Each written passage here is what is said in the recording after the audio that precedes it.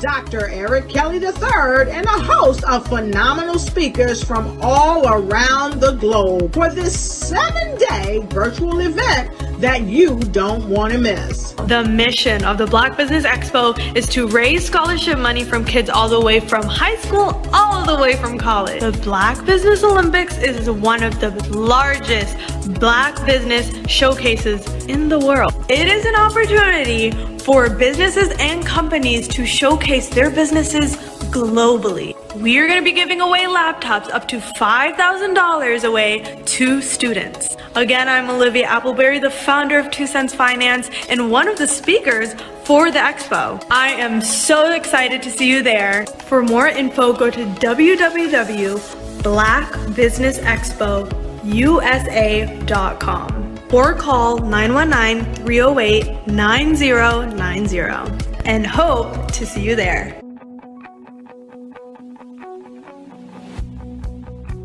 I am Black Business. From the moment I wake until the time I sleep. Yes, I am Black Business. I am Black Business. Tell me, are you Black Business? I am Black Business. Do you support Black businesses? Listen, I support Black business because I am Black Business. Black Business Expo, one of the largest business showcases in the history of Black business in the world. The world!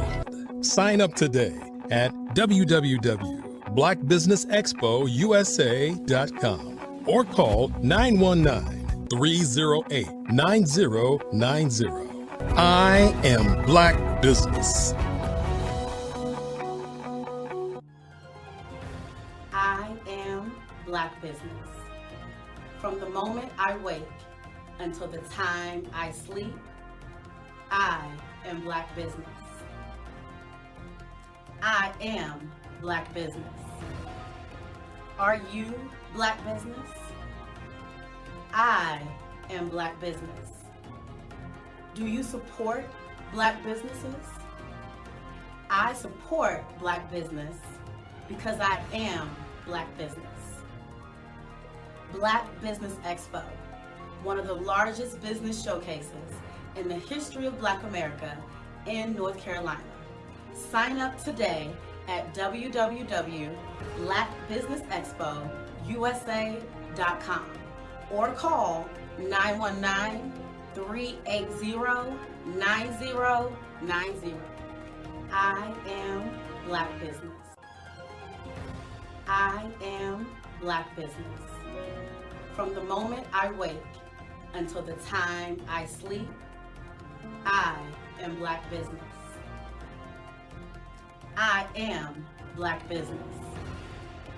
Are you Black Business? I am Black Business. Do you support Black businesses? I support Black business because I am Black business. Black Business Expo, one of the largest business showcases in the history of Black America in North Carolina. Sign up today at www.blackbusinessexpousa.com or call 919-380-9090. I am Black Business. I am Black Business. From the moment I wake until the time I sleep, I am Black business. I am Black business. Are you Black business? I am Black business. Do you support Black businesses? I support Black business because I am Black business. Black Business Expo, one of the largest business showcases in the history of Black America in North Carolina. Sign up today at www.blackbusinessexpousa.com or call 919-380-9090. I am Black business. I am Black business.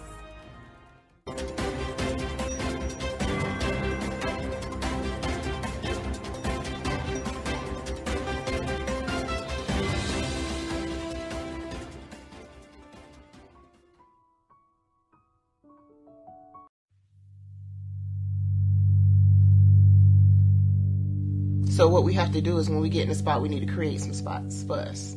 That's the main thing. We need to be able to be in a position where we're able to create those spots for us. For me, being an entrepreneur, I'm not just going to get a business and then leave you sitting high and dry. If you ask me some questions about entrepreneurship, I'm going to give you as much as I received. I've seen people who made it, and then when you ask them, it's like, okay, now you have to pay me for the information, the same information I got for free. We probably in totally different cities. There's no way that we're going to bump heads or anything. We're not competing. Bring me up with you. And so I just think that whatever education that I have, then I need to be able to give that to my own as well. So create the spots. You can create the spots when you get there.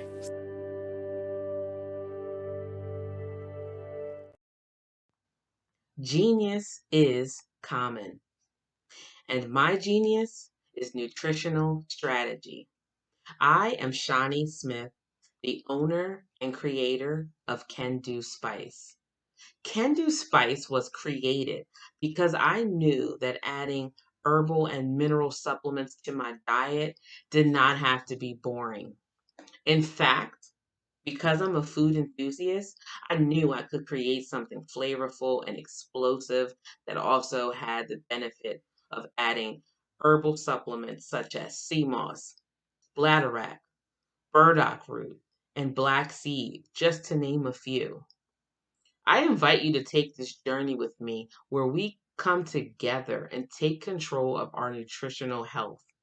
It is my way of sharing my genius, the gift of flavor and the healing power of herbs to the world. What is your genius?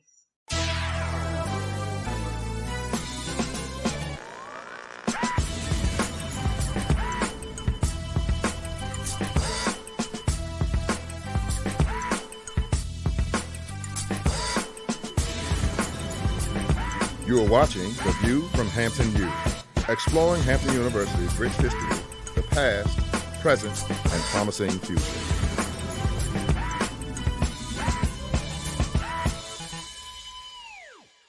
Welcome to Hampton University and The View from Hampton U. Today we're going to examine a movement that is said to be taking the nation by storm. The Genius is Common movement has emboldened young people throughout the nation, and that has also happened here at Hampton University. Let's take a look at what some of our students have to say about being a genius. Hi, my name is Gavin Harden, and my genius is to be able to give off positive vibes and spread a smile. Genius is common. My name is Brianna Lomax, and my genius is artistic expression through writing and showing compassion to everyone I meet. Genius is common. My name is Atia Strange, and my genius is the power of expression. Art is universal. I sing, I draw, I film, I photograph. Genius is common. My name is Maya Harris, and my genius consists of all the gifts that God has given to me. I am a giver, I am passionate about bringing ideas to life, and I have mastered the concept of finding the good in everything. Genius is common. My name is Diamond Sidmore. My genius is acknowledging the beauty in my own mistakes while challenging others to do the same in order to cultivate and grow. Genius is common. My name is Almajid Edwards. A lot of people think genius is about being talented or being smart. It's not true. Genius is about influence. Whether it's an equation, whether you're reading or writing, research, harmonies, what have you, genius is about the opportunity, the moment of impact where you can influence another person and uplift them. My genius is poetry. Genius is common. Hampton University has a long-standing history of supporting geniuses and the movements that they create. For example, General Chapman Armstrong established this great institution in 1868. And did you know that Booker T. Washington was also an alum of Hampton University? I could go on and on about the geniuses who've come through these doors and have exited to go out into the world to make a great difference. That's what's important to us. That's what's important about the Genius is Common movement. What is your genius? You should take the time to think about that today. So thank you for watching The View from Hampton U. And remember, genius is truly common.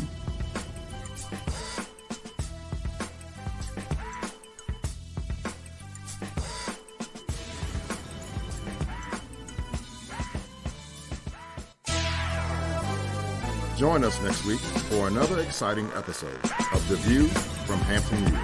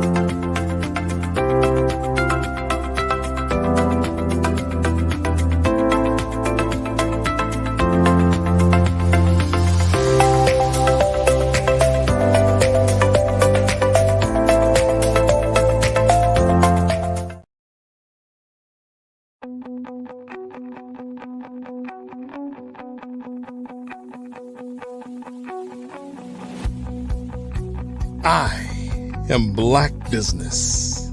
From the moment I wake until the time I sleep. Yes, I am Black Business. I am Black Business. Tell me, are you Black Business? I am Black Business. Do you support Black businesses? Listen, I support Black business because I am Black Business. Black Business Expo, one of the largest business showcases in the history of Black business in the world. The world! Sign up today at www.blackbusinessexpousa.com or call 919-308-9090. I am Black Business.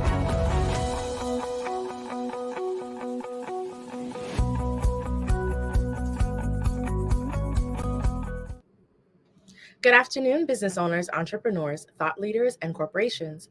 Welcome to the Black Business Network. My name is Marak Hicks, and I am your business moderator for this afternoon on the Black Business Network. The Black Business Network is a 24-hour business network showcasing Black businesses, business owners, entrepreneurs, and thought leaders worldwide. We have speakers from North Carolina, London, Singapore, Africa, Japan, and cities all over the United States. The Black Business Network is a global community sharing its business knowledge to empower, inspire, and educate Black businesses about business. Our speaker this evening is Kendra Crawford. Kendra Crawford, natural lemonade owner in Dallas, Texas, boasts 7 years of entrepreneurial expertise. Beginning with Quantum Kids, a Harbor City nonprofit advocating for anti-bullying and youth programs, she's committed to community impact. Armed with a business management bachelor's and an e-commerce MBA from the University of Phoenix, Kendra's educational background aligns with her ventures. Her accolades includes the 2014 Business Entrepreneur Award from the City of Torrance and a Mayor's Proclamation of Declaration in Carson. Currently leading the Dallas Juice Boys, Kendra remains dedicated to making a positive difference. I now present to you Ms. Kendra Crawford. Hey Kendra, how are you? I'm good. Thank you so much for that. I appreciate it. Of course. All right, well, I will leave it to you. Genius is coming, and I'll see you on the other side. Yes. Hello, everyone. My name is Kendra Crawford, and I am the owner of Natural Lemonade and also the manager of Dallas Juice Boys. Dallas Juice Boys is a group of entrepreneurs who started their enterprise of selling natural lemonade in the city of Dallas, North Dallas to be exact. These are 7th graders, entrepreneurs, athletics, and great students. So we started this business in June 2022 in Dallas, just a growing outreach and support through the community, telling the boys to be encouraged, how proud they are to see 3 young men striving to operate successfully their own business. And so they started just by getting out in the community, having their own little pop-up, and it was just a great opportunity for them to capitalize on during the summer. No school, nothing to do. They were just brainstorming and came up with the idea that they wanted to create their own beverage. My husband and I got involved because of our son, Ryan, who is the CEO of Natural Lemonade. Like I said, there are 3 boys. We have Ryan, Adam Lopez, and DeKelvin. These 3 boys would just come and say, oh, well, we need a new cooler, Mom, and Mom, I need this. So that's how I became involved in being mom manager, but I wanted the boys to take it to another level. So I asked them, what separates your lemonade from the next? Whether it's your competitors of Minute Maid or Tropicana, or you want natural ingredients, you want quality ingredients. And those quality ingredients are fresh squeezed lemons, seeded organic lemons, limes, agave, panela, as we use as a sweetener, white grape juice, and monk fruit, spring water. Monk fruit is an actual fruit that is derived from southern China. And the reason why we chose to go with monk fruit versus pure cane sugar is because monk fruit does not have any calories. That's right, 0 calories in monk fruit. And also with monk fruit, it doesn't spike your sugar level. So you want your sugar level to remain regulated. And so with monk fruit give us the opportunity to serve great quality natural ingredients in our lemonade. So those are the base of all of our lemonade bottles, with 15% lemon and lime juice in every bottle. And you can purchase our lemonade at Ann's Health Food Store in Dallas, 2634 South Zane Boulevard. Once again, that's Ann's Health Food Store. Address is 2634 South Zane Boulevard. And once you go inside Ann's Health Food Grocery Store, you will see iconic eatery, vegan spot, delicious food. And when you get your meal, you get something to eat, you gotta have something to drink. So you can head over there and get our natural lemonade, various flavors, blueberry, peach, original strawberry, which is our most popular, and our latest flavor is kiwi strawberry.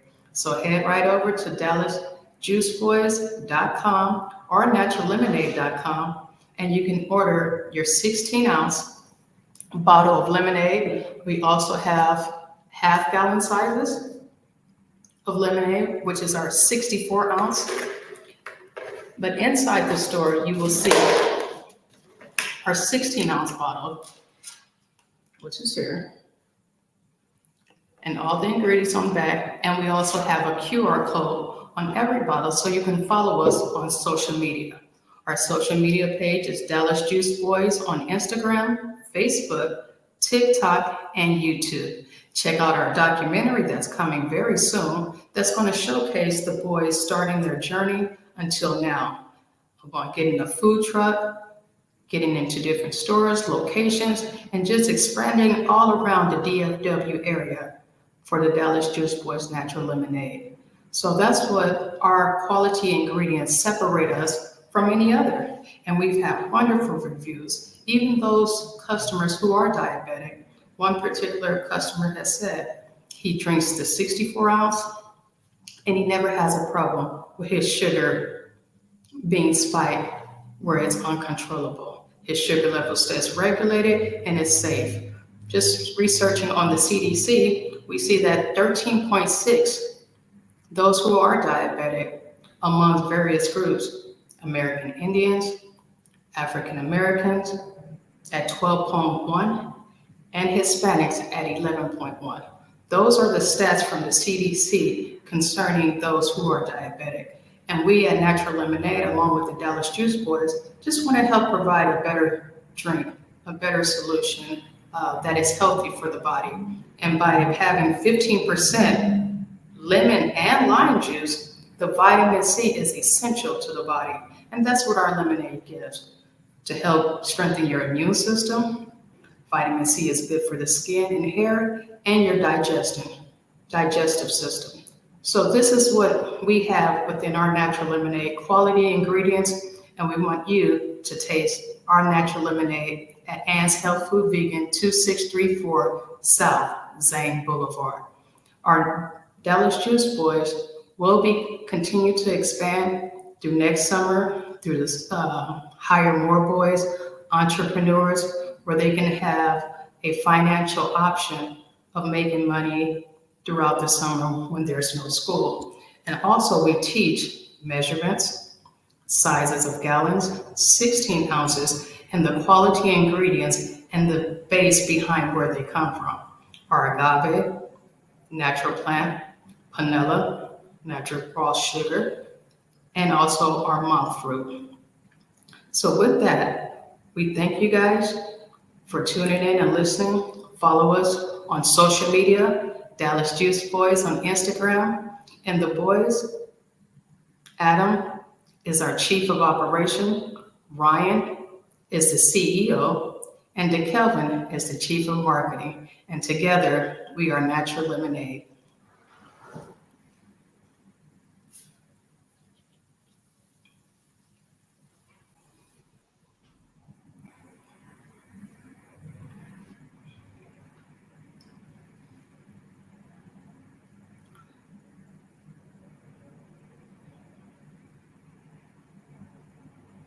Also with the Dallas Juice Boys, I just want to add, any pop-ups that are located in the DFW area, any type of events where there's multiple vendors, are just to have us host as your beverage supplier, restaurants, food trucks, cafes. We're looking to be the #1 beverage supplier in the DFW area. By using our commercial kitchen, we're able to mass produce mini bottles in various sizes, our 64-ounce half-gallon, our 16-ounce bottles, and we even have a test sample. This next Saturday, December the 8th, our bottles of lemonade will be at the movie premiere of The Color of Purple in the city of Dallas. So come on out, get your tickets, and you'll be able to sample the natural lemonade at the movie premiere of Color of Purple, December the 8th as well. Good. Well, is it evening or afternoon now? How are you? I'm good, Sydney. How are you doing? Good, good. It's such an interesting story, the origin story of not only the product, but your business. So I'd love to delve into that a little bit more and have our viewers learn about entrepreneurship and decisions that go on from some of the things that you did in your journey for your business. So first, I was impressed and kind of intrigued by the blend of ingredients that you use. Talk about that and what inspired that. First we'll talk about that. What inspired that? Well, I'll give you a little tad bit of background. I used to work at a very popular, well-known, world-renowned coffee store. And within that, they would make other type of lemonade, drink beverages, and refreshers and things of that sort. And as working there, I paid attention. Mm-hmm. Working there, I did my research and gathered as much information as I could so that would help me to prosper into this business. And it did. So those blend of quality ingredients, and friends are saying, why won't you use this for a natural sweetener? We got to monk fruit by attending a wellness seminar. That wellness seminar introduced us to monk fruit so it can be safe for those who are concerned, such as diabetic individuals, in regards to their sugar intake.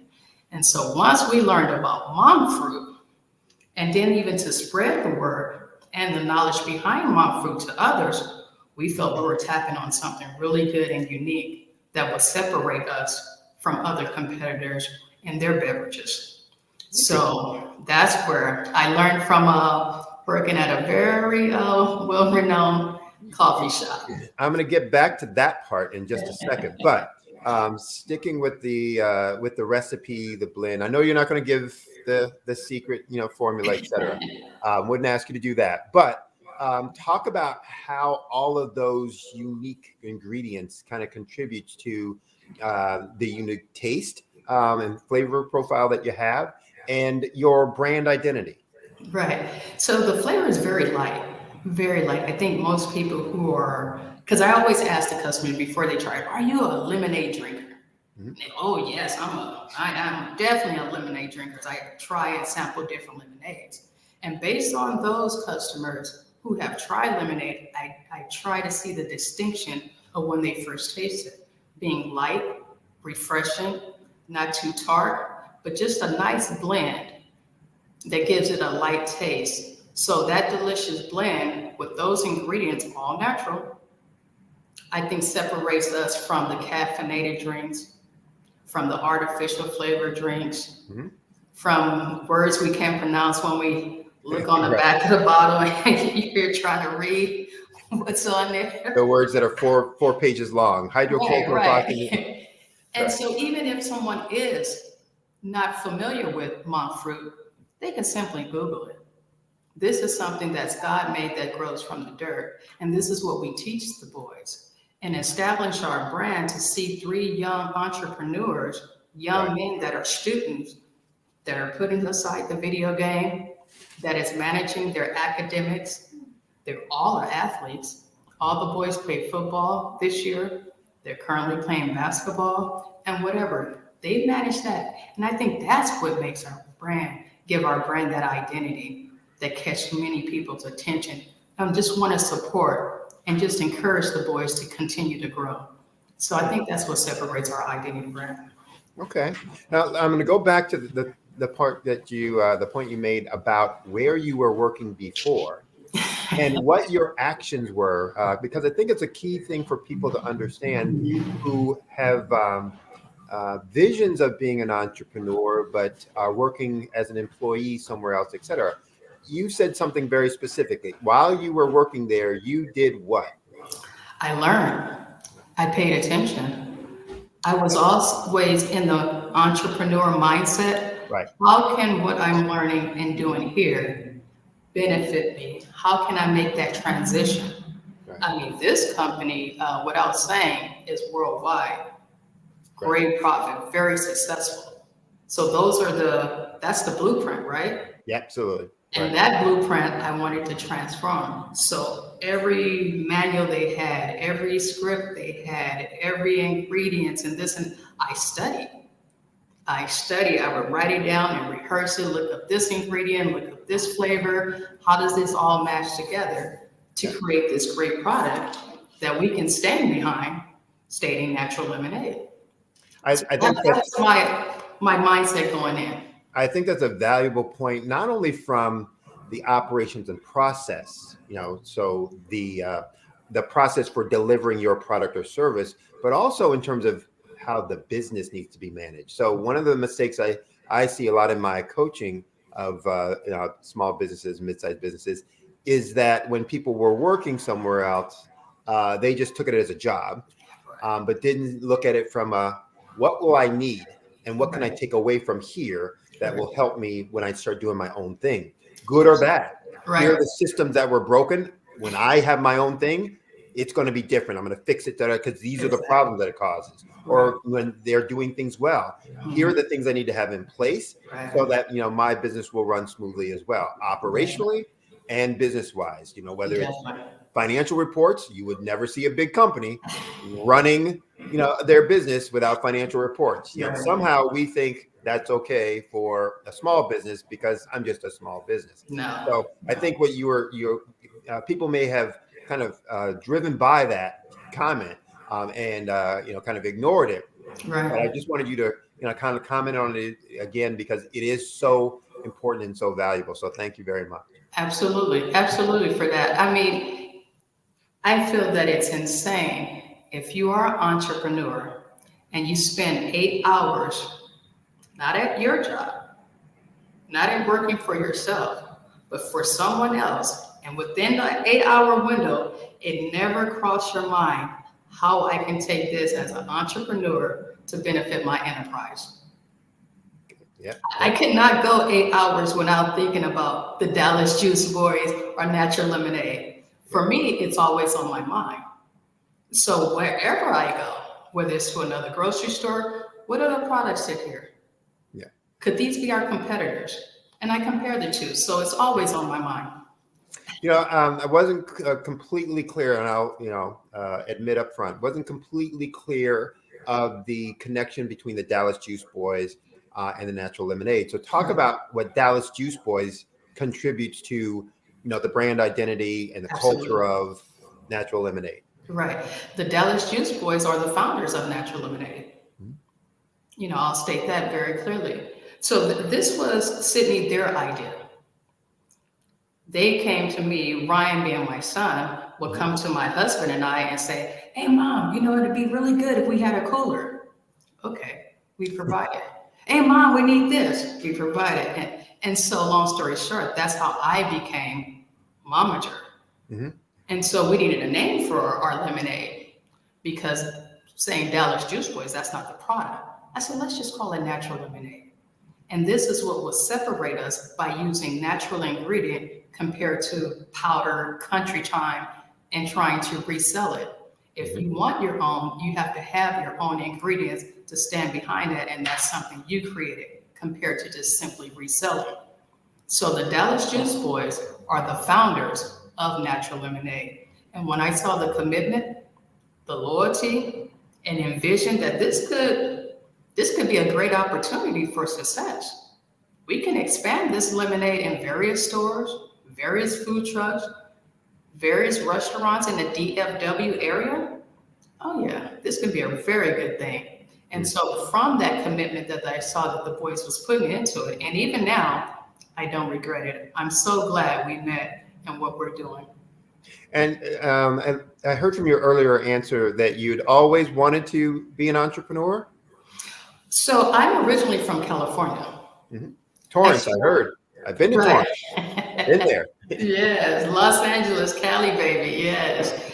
And so I'm a native of Los Angeles. But however, while I was there, I did start a nonprofit for an anti-bullying organization, a program that was associated with the Boys and Girls Club. And this program was a curriculum of what to do, how to deal with bullying at schools. So that after school program would give me being a liaison between the students that are reporting being bullied and harassed or even abused to the principal. Because many times in school, students don't want to be a snitch. So that's how I started my entrepreneur journey, especially with the youth. Okay. Now, why did you decide to do your business for the natural lemonade? And I know you were living in Dallas, but did you make a decision consciously to say, let's do the business here for a reason? Or was it just, this is where we started and let's keep it going? Two separate entities. So when I was in California, that was what I was doing. And then we got here to Dallas, Texas, and started a whole new enterprise. Okay. But with the Juice Boys in Dallas, did you ever think about doing it somewhere else when you were going to kind of make it big? Oh, definitely for expansions. Definitely, absolutely, definitely. But this was just, the starting steps to get us rolling, to get a good routine, and to see what we need to be successful. So, okay. So talk a little bit about your growth and expansion plans. What's on the horizon? What are you, looking to do? Where are you looking to take it? Ooh, definitely in more stores. And I think on the back end, we have to prepare, because if someone says, Kendra, I love the lemonade, I have the space for it, I want 10,000 bottles. So if that type of order comes in, what we want to do is prepare ourselves for the mass production, right? For the facility that can hold this and we can be able to ship out. So on the back end, we want to prepare. But growing, we want other Dallas Juice Boys to join our organization, particularly around summer of 2024. We have another group of boys where I can set up in this area, from city to city in the DFW area. But the supervision has to be there, and we want to make sure that we have a game type plan for the second group of Dallas Juice Boys, and for the founders to be able to mentor them, to be able to teach them, not only about the products, the agave, the panela that we use, but the sizes, the measurements, how much are we using and why. So it's not only just let's just sell lemonade bottles. You have to know what's in it and how does it benefit the body. Okay. Because that's what we teach the boys. Well, if we're putting lemons in, what does that give to the body? Vitamin C. Then what does vitamin C do for the body? How does it benefit? Is it the digestion? Is it your hair, your skin, your nails? Those different type of things. So there's an educational component that comes with the Dallas Juice Boys as we grow and expand into 2024. And so expansion on the horizons in the Dallas-Fort Worth area. What about other geographies? What about other products? Any plans or ideas for that? Oh, absolutely. One of our biggest plans is with getting into the metaverse and virtual reality. By the Dallas Juice Boys having this animated personality and bubbly spirit, we want to be able to capture that in the metaverse and set up shop there where we can sell and have a live interaction. One of our consultants for metaverse and virtual reality is Harold Swaley. He's very well known in the DFW area, and he has an extensive background in IT in regards to virtual reality. So with his guidance, as he's preparing us for this is going to be very successful, we feel. I mean, he's worked with Destiny's Child in the music industry, Snoop Dogg helping him with his career. He has his own television production, Abigail TV. So with this type of mentorship going into the metaverse, that's the biggest key for us right now, where we can really grow and expand. For those, IT is on the rise. Right. For those who are out there, again, starting up their business or, have visions of, really, making it big with their specific product, service, et cetera. Talk about the things that you need to consider when you're making those decisions about growth and expansion. So, give, some folks, a look under the hood as to the kind of decisions that they're going to have to make, the kinds of criteria or factors that they'll need to consider in deciding, I'm going to add, some more stores, or I'm going to add a product line, or I'm going to go into a whole new medium and environment, for my trade. Absolutely. I think for any entrepreneur, especially one that's just starting out, it's in stages. You can map out the next 5 years, which is fine, but it's all in small stages. So I think if people take a small dose and see the results of that, and always have a system where you can test what you're doing. So if we sold 5,000 bottles this month, were there any returns? Were there any defects? Did we miss anything? So I think when you do it in small stages, you're able to critique where areas you need to make improvements at. It's like your strengths and weaknesses in small stages. For an entrepreneur that's starting out as well, I would say your team, because you cannot do it by yourself. Right. So even starting, who is this position? What are their responsibilities? Once everybody is on board and dedicated to what they want to do, still install small stages. That's how you grow, because you just can't look at the end. It's a long journey to get there. So keep everything in small stages, identify the roles of your team, and I think that's the foundation of having a successful business. Okay. Let's talk about another area that you obviously had to spend time with that might give folks an idea of what does it mean to start a business, to run a business, to be successful at running a business. Talk about how you identified who your real user consumer was going to be for your product and service, and who that was really going to appeal to. Talk through the process that you used. Was it straightforward and scientific? Was it empirical and random? Did it just happen and you lucked out? Talk a little bit about that so folks can get an understanding. So standing behind the name Natural Lemonade, we're looking for health conscious individuals, right? That's our biggest target market. Those who are conscious about the health, whether they're vegan or variations of being vegan. So we like to consider our lemonade conscious lemonade. We're conscious about the qualities and the ingredients that we put into this. So that's what we aim that's why our products started at Ann's Health Food Vegan Store. And in that store, you will feel there's conscious natural products for the consumer. So ideally other stores, other locations in that same area, in that same philosophy to improvement of health. And we definitely need it amongst so many groups that are struggling with their sugar intake as being the number one beverage supplier in the DFW area. So you mentioned about the target market you're going after, those who are wanting natural products, who have a commitment to maybe environment and those kinds of things, and health. Talk about how you're able to maintain the quality of that through your operations and execution, and how important is that again for that type of business, and explain to folks that again may be in some kind of production arena or environment, how you maintain that, what are the things that you do, how critical that is to the brand identity and the brand integrity. Right, absolutely. Well, every bottle we try to make the day up for the freshness of the lemonade. This is not bottles that are just sitting in the freezer and over. So the quality is always freshness first. Mm-hmm. Are we giving them the fresh squeezed lemonade? And then we do a quality taste test, to make sure that the consistency in every bottle is the 15% lemon and lime juice in every bottle. Mm-hmm. I would never change from organic seeded lemons to seedless just because they're cheaper. I want to stand behind this as natural. So we're doing squeezing seeded lemons and limes. We record that so others can see. Even at our pop-up events, the boys are making the lemonade live right in front of you. So you're able to see the transparency that we provide.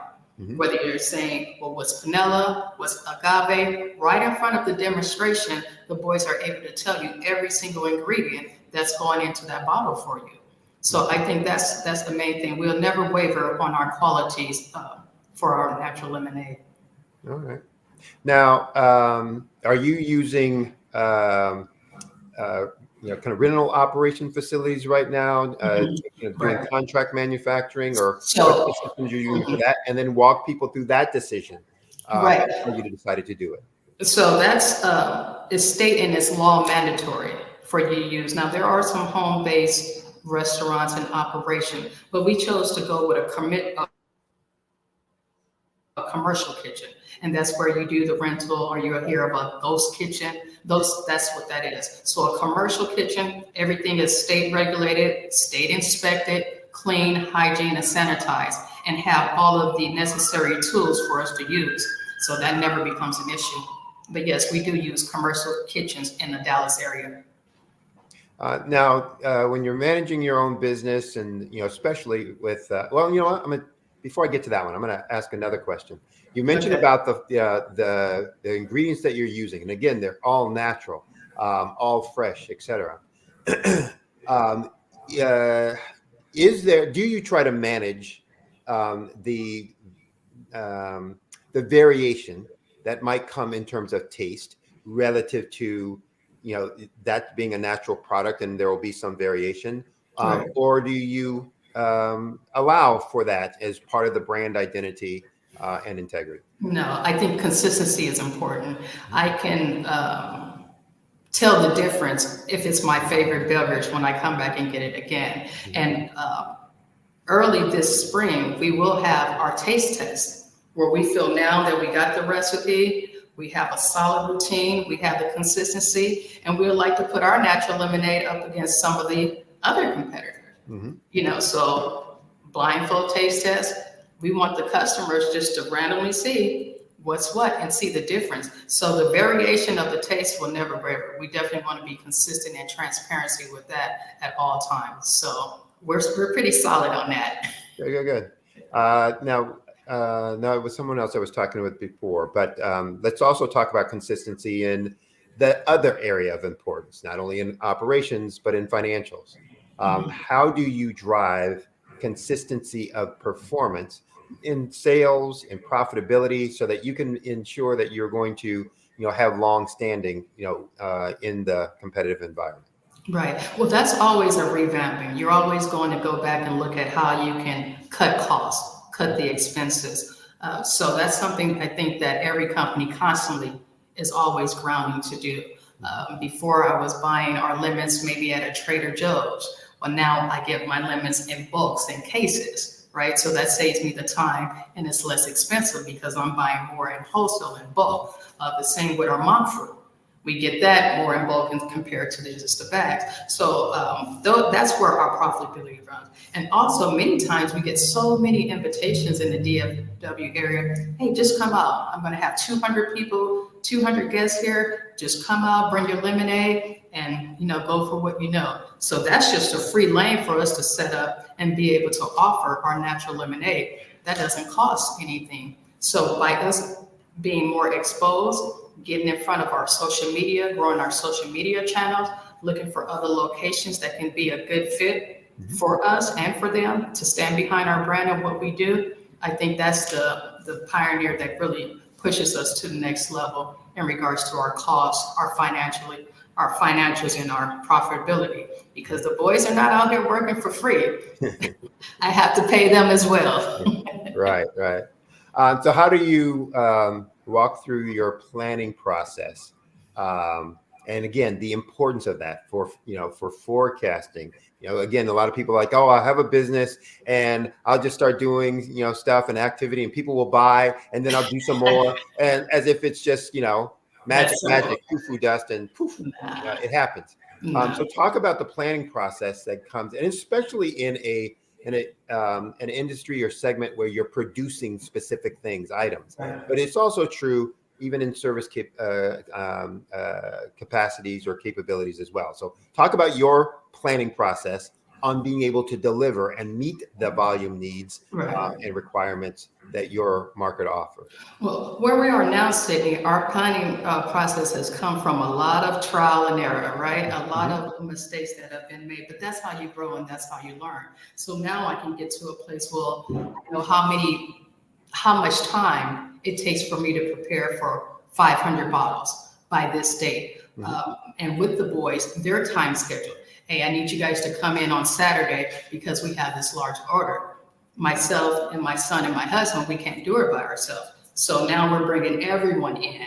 And even the parents of the Dallas Juice boys are always willing to get in and lend a hand and start squeezing some lemons. So the preparation comes from knowing what we done wrong before and preventing those things to happen again, regardless of what the order is and how soon we need it. So if someone say, I know this is last minute, a late notice, but can you get these bottles out? Well, we're grinding, but with having a good team that's dedicated and committed, like we talked about before, this eases the operation of planning. This allows us to take on bigger orders, even outside of our DFW area, even if it's in California, hey, we need to ship these bottles out. So I think the planning comes from having a steady team and everybody's on hand. But also, we made plenty of mistakes. So when you know better, you do better. Okay, good. So talk about, let's stick with that. Talk about the things that you've learned in this journey, in this process, that came as a total surprise to you. You didn't expect, that were a eureka. Talk a little bit about that. So I remember our first store was a taco joint, which is particularly in North Dallas location. And the bottles were selling, I can't say too fast. Yeah, never too fast. Never too fast. But faster than you expected. Surprisingly. And so by the time I go back, not even a week, I'm like, whew, okay, let me get back to the drawing board, get back in the kitchen, drop off another. They're gone. So I'm like, wow, how do I keep up with the pace? Even though I may try to foresee this is a new beverage and a new area, but when they like it and word starts spreading, how does that affect you? Are you able to keep up with that? So it began to monitor more. Maybe when they're selling that fast, a week is too much time. Maybe if I get there that fourth day, then I know I need to re-up instead of waiting the seventh day. So those type of things, when they're moving faster than you expect.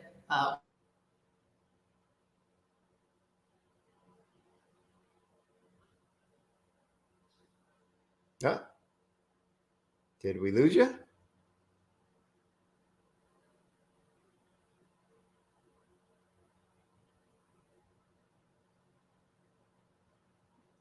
Kendra?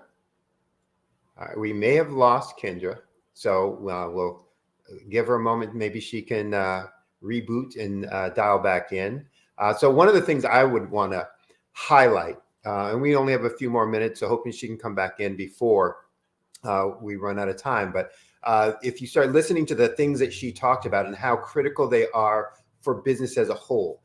So you may bump into some things that you weren't expecting. So in her case, she was talking about the fact that, hey, product was going faster, selling faster than she had anticipated.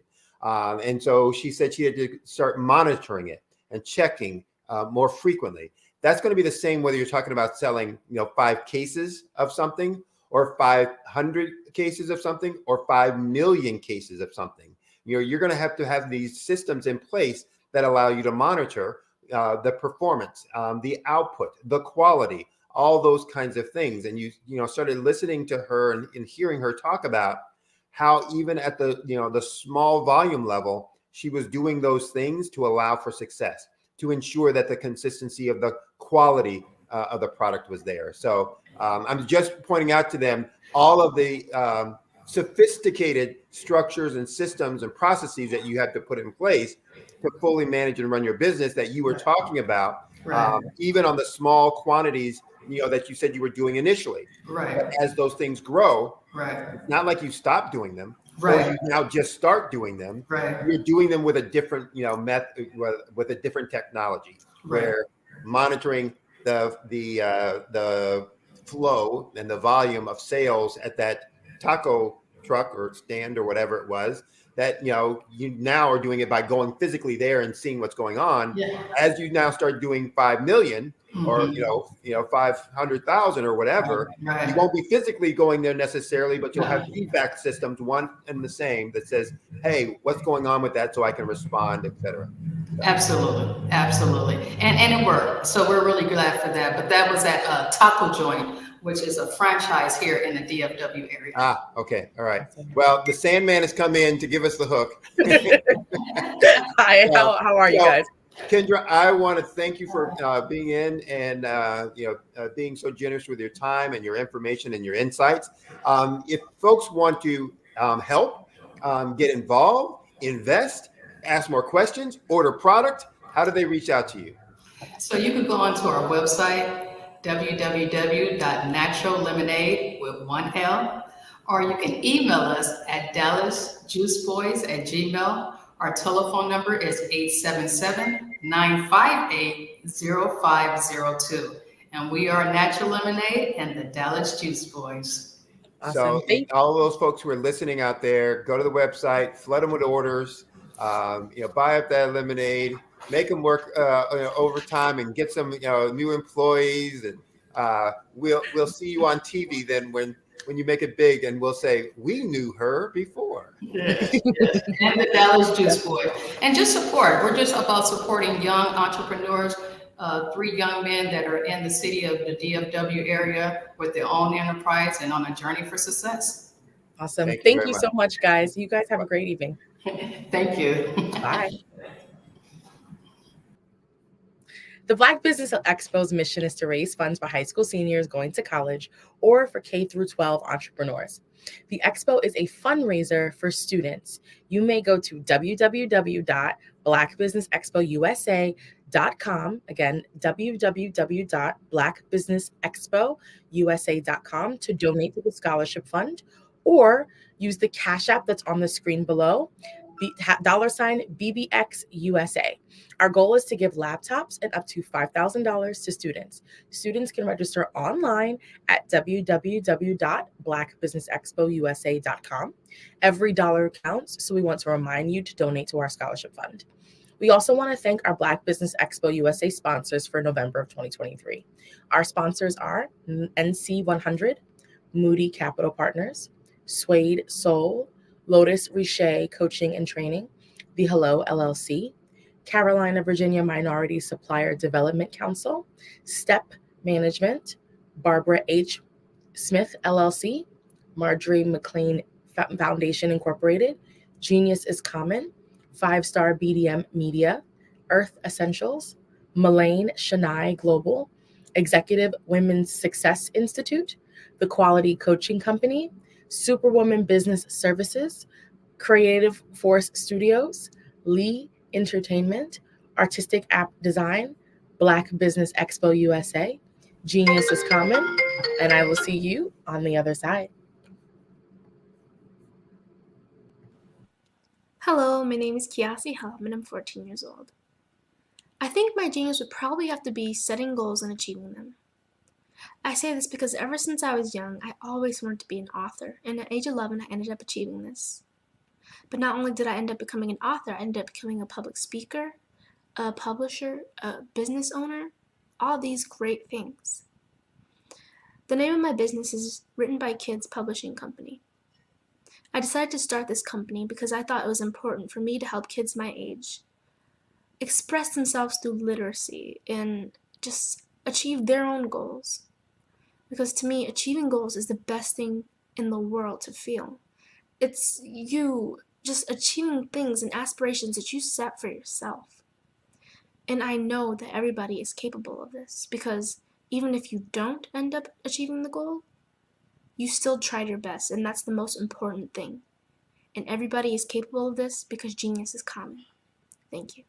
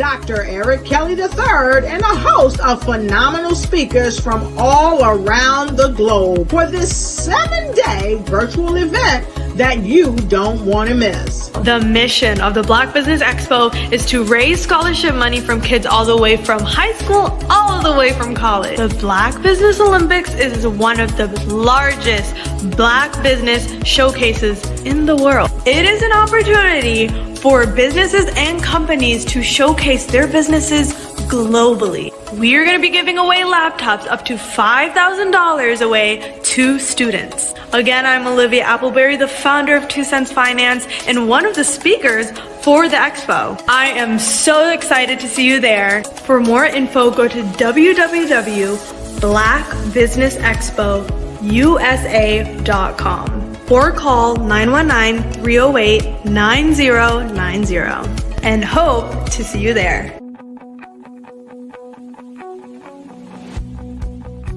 I am Black Business. From the moment I wake until the time I sleep. Yes, I am Black Business. I am Black Business. Tell me, are you Black Business? I am Black Business. Do you support Black businesses? Listen, I support Black business because I am Black Business. Black Business Expo, one of the largest business showcases in the history of Black business in the world. The world. Sign up today at www.blackbusinessexpousa.com or call 919-308-9090. I am Black Business. I am Black Business. From the moment I wake until the time I sleep, I am Black Business. I am Black Business. Are you Black Business? I am Black Business. Do you support Black businesses? I support Black business because I am Black Business. Black Business Expo, one of the largest business showcases in the history of Black America in North Carolina. Sign up today at www.blackbusinessexpousa.com or call 919-380-9090. I am Black Business. I am Black Business. From the moment I wake until the time I sleep, I am Black Business. I am Black Business. Are you Black Business? I am Black Business. Do you support Black businesses? I support Black business because I am Black Business. Black Business Expo, one of the largest business showcases in the history of Black America in North Carolina. Sign up today at www.blackbusinessexpousa.com or call 919-380-9090. I am Black Business. I am Black Business. From the moment I wake until the time I sleep, I am Black Business. I am Black Business. Are you Black Business? I am Black Business. Do you support Black businesses? I support Black business because I am Black Business. Black Business Expo, one of the largest business showcases in the history of Black America in North Carolina. Sign up today at www.blackbusinessexpousa.com or call 919-380-9090. I am Black Business. I am Black Business.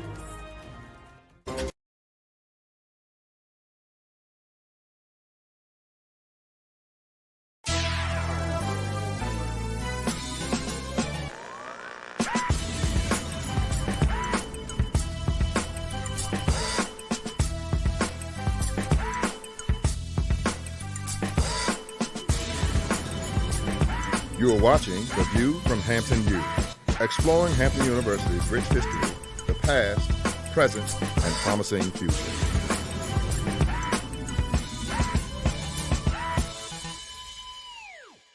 Welcome to Hampton University and The View from Hampton U. Today we're going to examine a movement that is said to be taking the nation by storm. The Genius is Common movement has emboldened young people throughout the nation, and that has also happened here at Hampton University. Let's take a look at what some of our students have to say about being a genius. Hi, my name is Gavin Harden, and my genius is to be able to give off positive vibes and spread a smile. Genius is common. My name is Brianna Lomax, and my genius is artistic expression through writing and showing compassion to everyone I meet. Genius is common. My name is Atia Strange, and my genius is the power of expression. Art is universal. I sing, I draw, I film, I photograph. Genius is common. My name is Maya Harris, and my genius consists of all the gifts that God has given to me.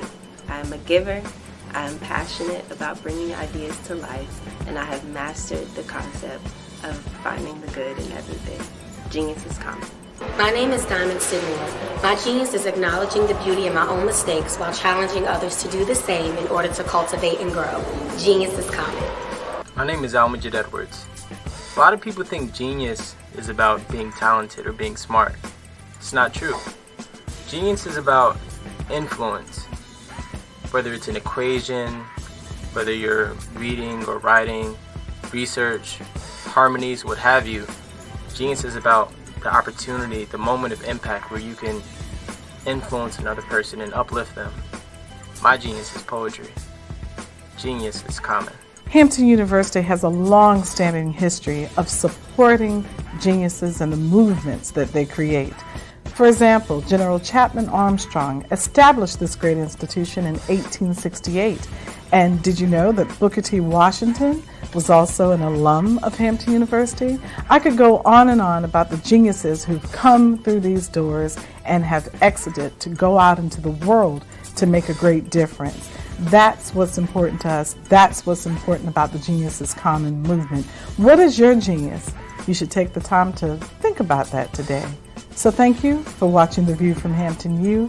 And remember, genius is truly common.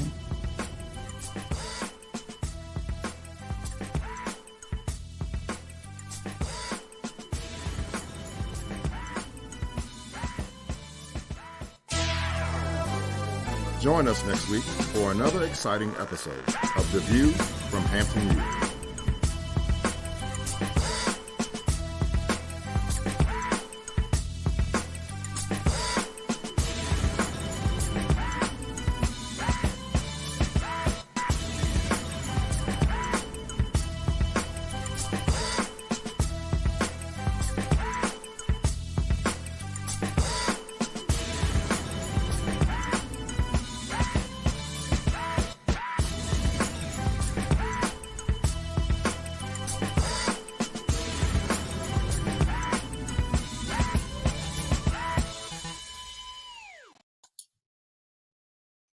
Hi, I'm Barbara Smith.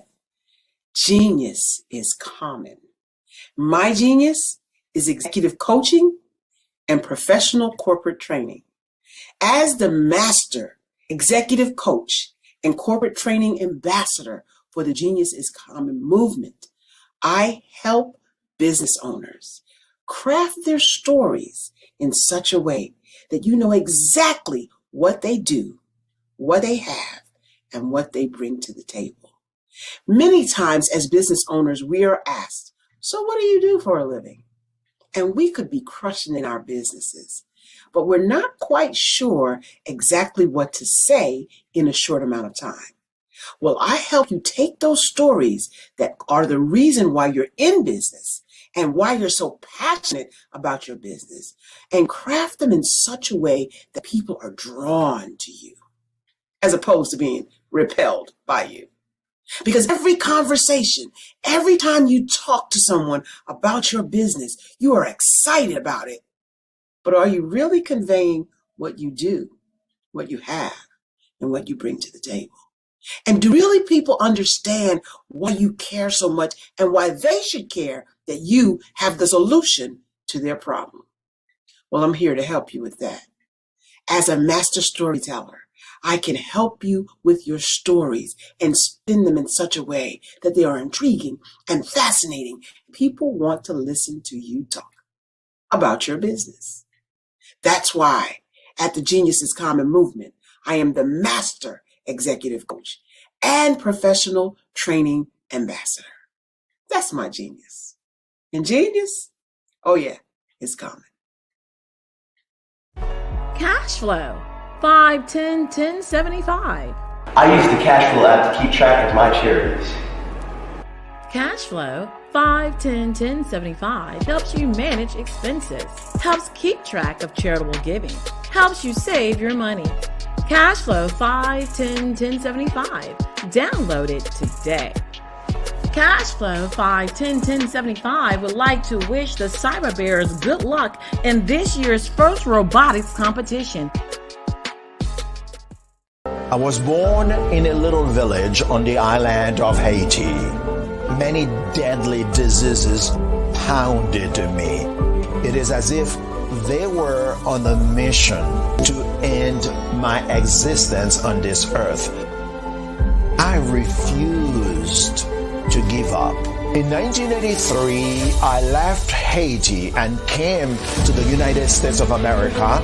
And I came with $5, 2 shirts. I didn't speak any English. I came to Atlanta. I got a job. I was a doorman. I was a doorman with a dream. What I used to come on stage.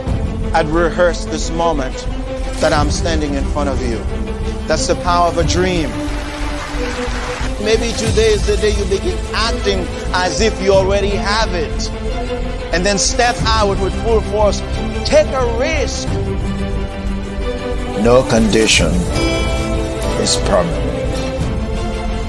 Don't let your situation distract you. You are chosen. You are called. You are born for a purpose in this life.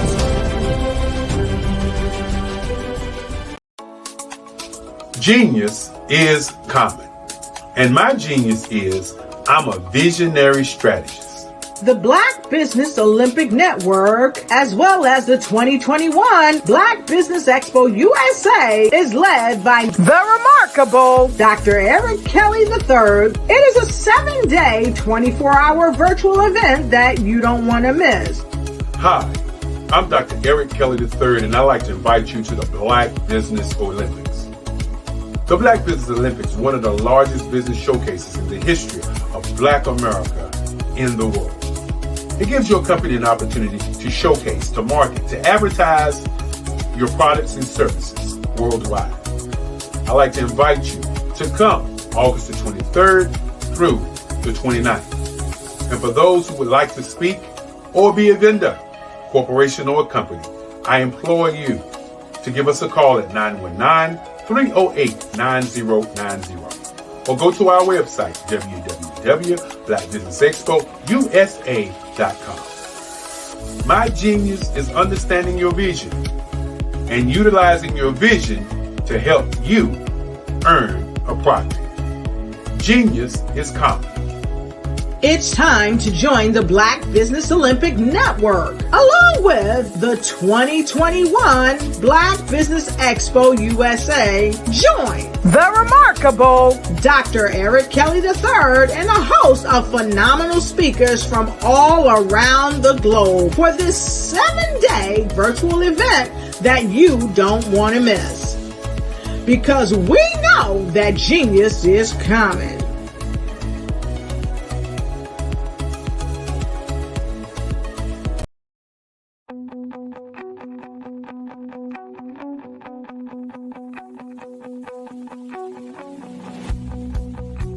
I am Black Business.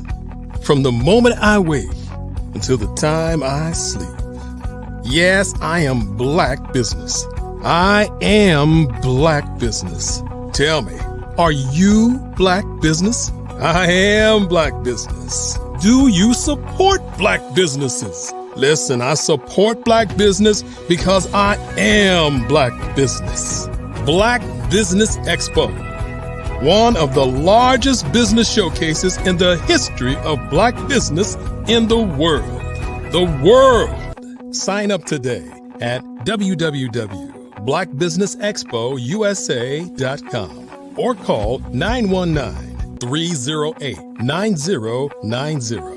I am Black Business.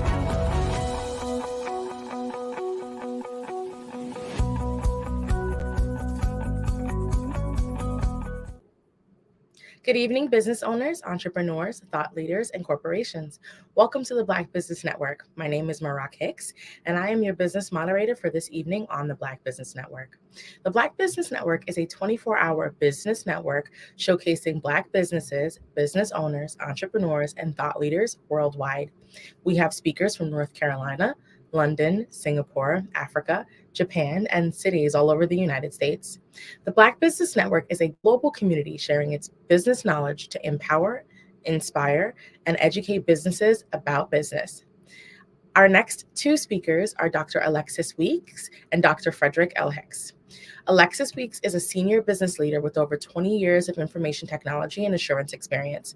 He has an extensive expertise working on a broad range of corporate IT initiatives where he helps businesses identify and mitigate risk to their core business assets while enabling them to address regulatory and compliance requirements. He has participated in designing, managing, planning, and implementing information security and data protection solutions in direct support of business objectives within healthcare, finance, banking, and the local and federal government sectors.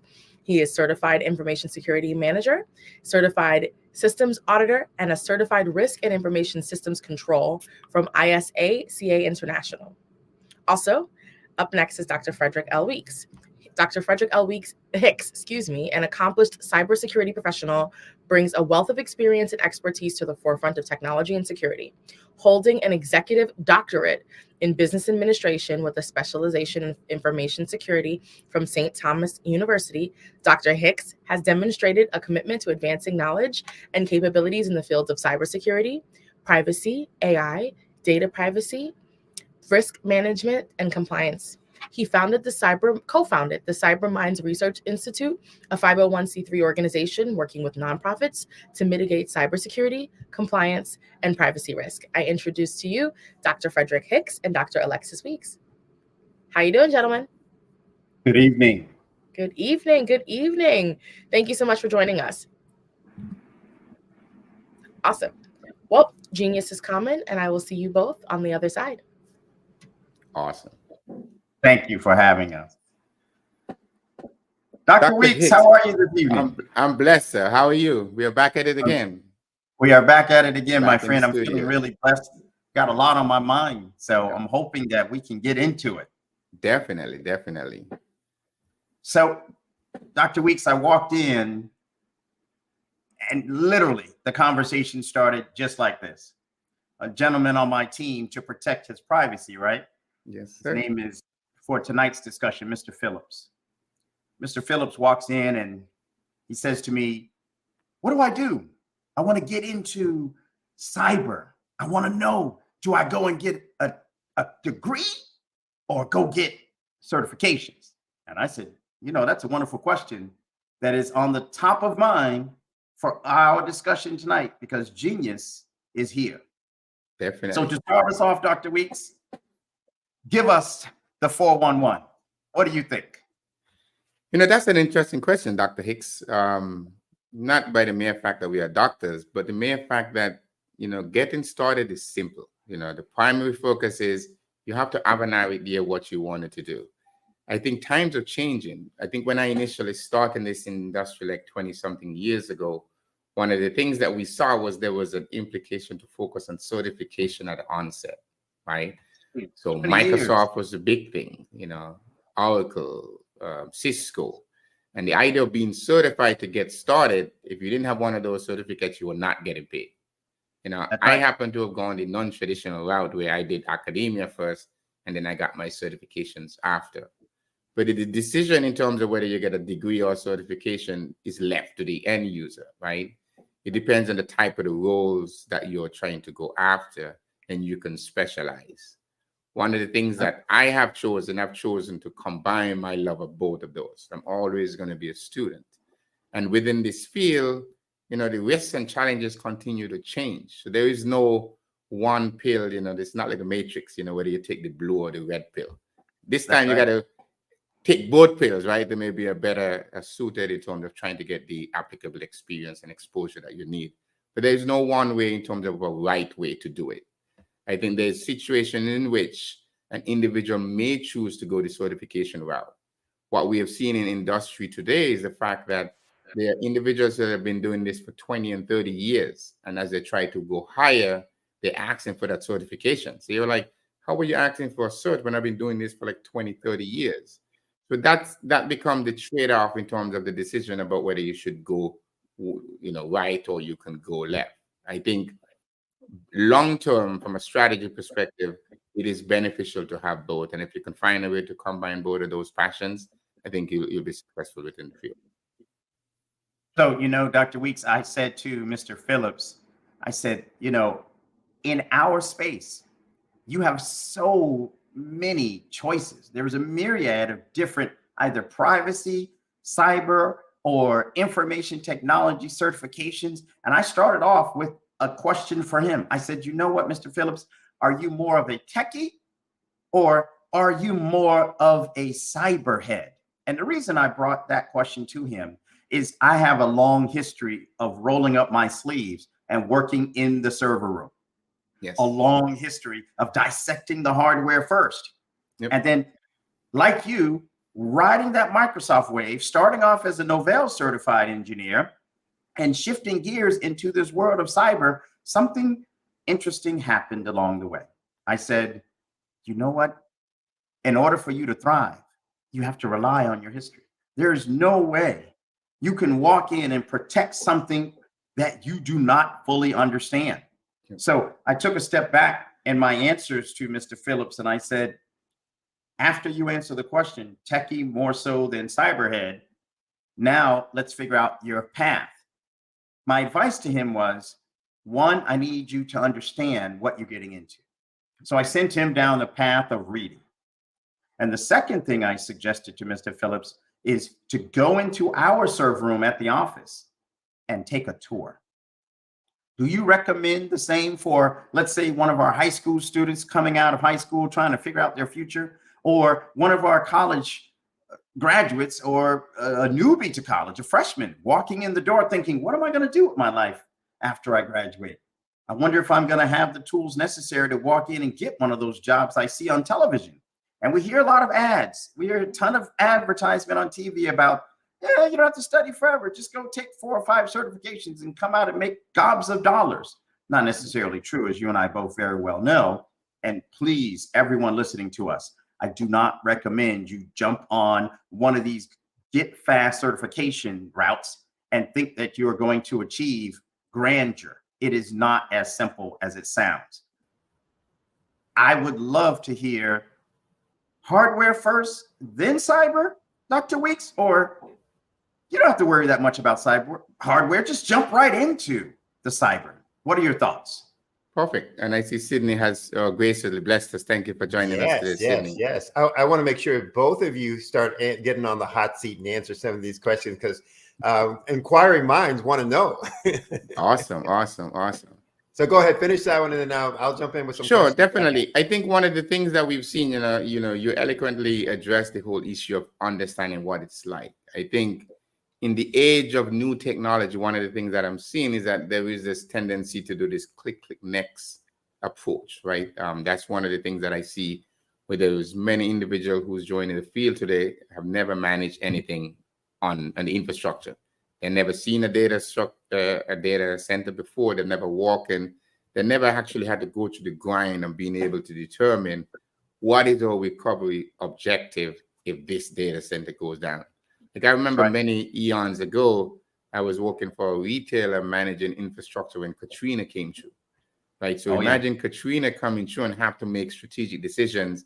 That was my first time of almost going on a corporate jet, where the jet were just waiting to move like the first responders, right?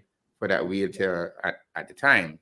And if you look at that dynamics to today, you have individual that is managing large infrastructure through AWS, Azure, or other type of cloud infrastructure that has never really physically been in a data center. When I worked for this retailer at the time, I remember going to the data center and all the biometrics, you had to be able to clock in. Not everybody going to that infrastructure and clean that room, right? And they would have a note that says, you know, they would do a breakdown of the total amount of money we make. So let's say we make $14 billion a year, and they break it down all the way down to the day, to the hour, to the minute, to just warn you about being mindful of everything that you touch in this data center has a repercussion, right? So those, I think now it is a lot more easier for people to kind of get started. But back in the day when you started, you had to be able to go through that. You had to be fully tested. There would be requirement to have a certain level of expertise even before you're allowed to touch a server, right? I remember when VMware had a Windows version and a Linux version, right? That's how old that infrastructure was. And when Citrix came in, and the whole ability to run an entire data center in one block with multiple hosts at the bottom, right? Our challenges that time was always determining a chargeback model. Because if you need to buy a new database server, there's not only the infrastructure, there's the licensing cost. Now you can go in AWS in 5 minutes, you can spin that up. You still need the same licenses per core, but you don't have to wait for the long term to order that hardware. And I think that's one of the things that we've seen today for the cloud providers being able to solve that chargeback challenge. And Dr. Weeks, even listening to this conversation, I'm a novice for the folks out in our universe who are walking in thinking, wait a minute, he just said VMware, Citrix. I don't even know what that is. Right. And to me, you can't protect what you don't know. Right. Sydney. I equate it to protecting my kids, my family. I know where they're supposed to be, how they're going to react. And that is my family. I'm going to protect them wholeheartedly. If you're walking in green into a network infrastructure, you don't even know all the parts and what they do and how they interact. You're going to struggle. Therefore, I'm strongly recommending to all of our folks out there, start with a basics, A+ course, right? Get your hands on some hardware, understand the basics, then venture out, because you can get to a CISSP, a CISM, or you can go the governance route. There's so many different companies offering these different certifications, and how you start determines how you will fly. For me, flying from the basics wins. I know we've been joined this evening by the esteemed and wonderful doctor. Please share with us some questions. Yeah, well, I'm not a doctor, but I play one on TV. Nice. But obviously, by your accreditation, both of you are doctors. The academic educational role is a part of your background. But I don't know that everybody out there understands or knows necessarily what are the degrees and certification, not certification, the degrees and a subject matter that you need to be an expert in, or that you could take courses in to be able to kind of get into this field. Perfect. And I think Dr. Hicks kind of started with the whole C++. There was some fundamental certification that you can do. When you look at it from a degree perspective, there was a lot of efforts today around data analytics, right? At the core of everything that we do today, ChatGPT would not be ChatGPT if there's no data set, no models, to be able to work on. So being able to, if you're a person that have an idea or a nick for those things, to be able to look at stuff, whether you're an accountant or an individual person that would like to triage incident. Anything in cybersecurity, like the new buzzword that everybody's trying to get into. Everybody's going out and having a degree now in that space. So that's also an additional place to go.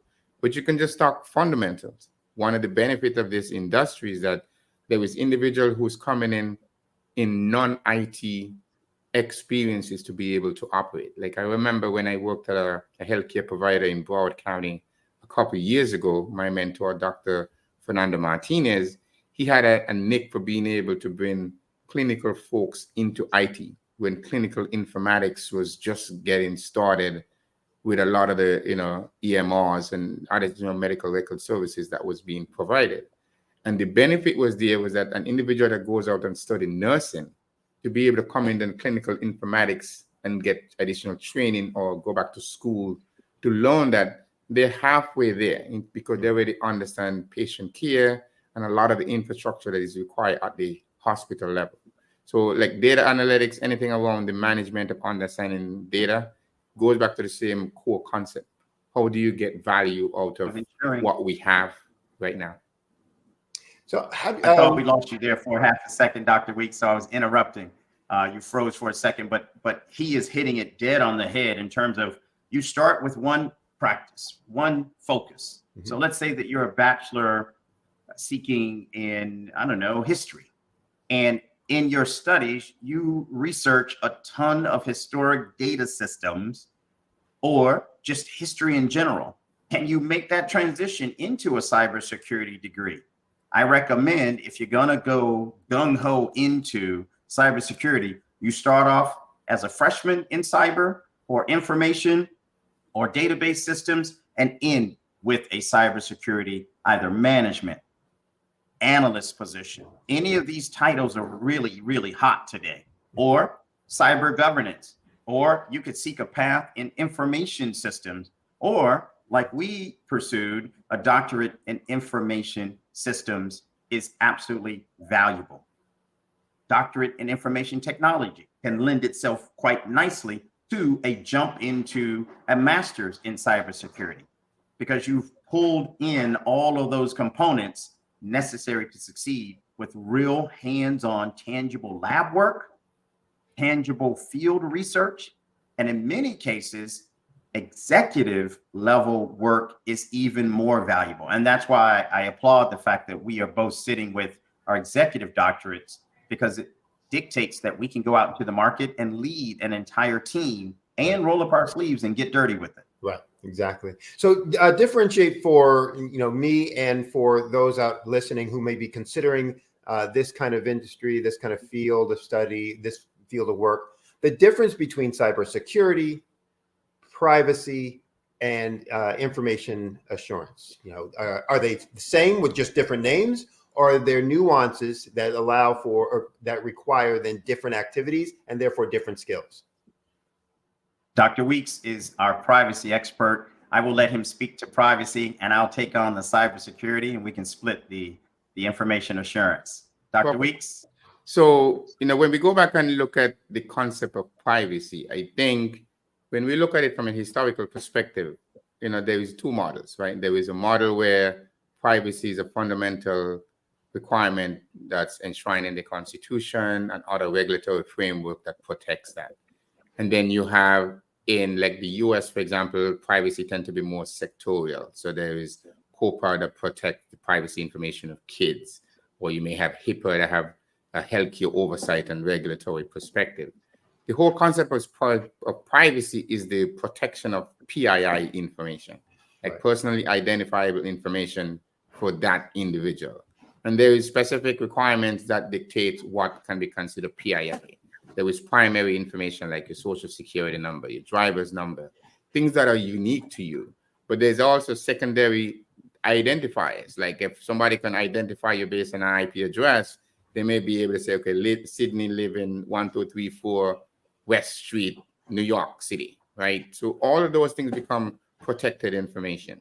And the goal of most of the organizations today is to be able to look and see how that information is processed. So the whole process around privacy is how do you set up a framework in which an individual may present you with their information for specific purposes. What we are seeing in the market today is from a privacy, because there's no federal privacy regulation within the US, it's more chunks. So each state have an approach. So California is doing their stuff, New York is doing their stuff, state of Florida have specific requirements around the protection of that data. But that data is getting to a point where it now become monetized. If you look at where technology is today, if you look at it from a healthcare perspective, for example, everyone is trying to understand how do you get better outcome from the data that we've already collected? The challenge that you face is, if you look at it from a privacy perspective, the concern will be if you collect data for a specific purpose, and now you want to change the processing purpose for which that data was collected, should you now go back out and get consent from that individual, right? And then that's the driving factor, because of the whole process of monetizing that data. There is a requirement to kind of balance the use of data and the whole privacy implication of how that data may be used, whether you like it or not. Some of the platforms out there, like they always say, if you're not paying for it, you're the product. Right. So the question is, as an institution or industry within the US, many industries are built on data. And there's many organizations for which you have no formal relation that's managing and processing your data. So the whole idea is to be able to protect it from a privacy perspective, so it's only used for the purpose for which it's collected. Okay. So juxtaposed to privacy is cybersecurity. We've seen it on the news. You sit there and you look on television and you hear about a hacker. You hear about someone being taken for all of their money. Recently, we sat and we watched Vegas get attacked. Before that, we knew all about all of the major attacks from the pipeline industry. What does that mean to a person who is sitting in a cybersecurity role? Those individuals have a hat to wear to block and protect the organization's information. They are like the soldiers on the front line fighting against a group of would-be bad actors. Some of them are from entire nation states. Look at what's happening with the different cyber attacks that are happening against Russia, cyber attacks that are happening against Hamas, the cyber attacks that are happening against Israel, where they're trying to cripple systems and in the middle of that, bleed down and grab data so that they can hold that data hostage and demand ransomware money and say, I have it. If you want me to keep it safe and not expose all of your information, pay me. Cybersecurity experts, cybersecurity professionals, your primary role is to understand the attack vectors and to understand how to defend against those attacks. Many of the cybersecurity professionals walking in start off small and understand what is the concept of a firewall. A piece of hardware that sits in front of your network that potentially protects you from the outside world. If it's misconfigured, you leave a backdoor for a hacker and off they run and off they go with all of your information, which, as Dr. Weeks alluded to, is the golden nugget.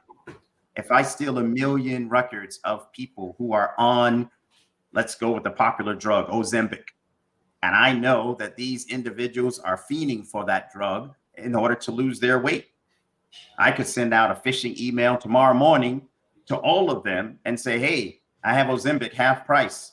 Click right here and please put in your credit card information. Don't forget the 3-digit security code and please purchase nothing, because at the end of the day, I'm just grabbing all your money. So our cybersecurity experts are protecting data that bleeds into that privacy universe that Dr. Weeks is talking about, but it could also mean bringing down mission critical systems. I fear the day that someone outside of the US or outside of our local city decides to bring down the power grid or flood a water system with too much, whatever it is, to protect maybe perhaps chlorine, the drinking water, and contaminate us. Some actors in the future, sometimes you hear about it in movies, turn into reality checks for us. Many of our local systems might be vulnerable to some of these attacks. What if we turn up the temperature a little bit too hot that keeps the nuclear material cool in some of our nuclear plants? Those are the type of attacks that when you hear about cybersecurity, we are supposed to protect the universe and the world against. Okay. And now information assurance. Two things about assurance, and most people don't understand that difference. Assurance relies on us knowing something that is in fact safe. information assurance also bleeds into the concept of understanding that the information is also accurate and available. So that assurance has a middle ground that more bleeds into a combination of both. And when folks come and advertise that, hey, I'm looking for an information assurance team or an expert in that space, sometimes they'll walk in wearing a lot of that privacy hat on the front end and have some tangible cyber skills on the back end. Dr. Weeks, do you agree? Yeah, definitely. I think at the heart of the whole process is your ability to kind of validate the integrity of what you have, right? You can't protect what you don't know you have. So the core of that process is trying to determine obviously what you have. And then once you map out what you have and where it's located, then you can kind of establish those controls around the processes that will be required to make sure that information itself is available when it's required. And only those individuals who's authorized to have access to that information have access to that information. And then there's a verifiable process around that. Sydney. So let me try and see if I can paraphrase this accurately. That privacy is what needs to be protected. The cybersecurity is the how I'm going to protect it. And the insurance, the information insurance is the monitoring to confirm it has been protected. That is correct. Is that a fair? Wonderful student. Wonderful student. You just get A, Sydney. A+. I go to the front of the class. All right. All right. So talk about this. Obviously, with this being so important today, with all the systems and technologies that are in place, et cetera, this becomes the trendy hot thing. It becomes the trendy hot thing for schools and businesses to provide certification and to start teaching coursework in it. It becomes the hot thing for somebody to get into as a business, as a startup, et cetera, et cetera.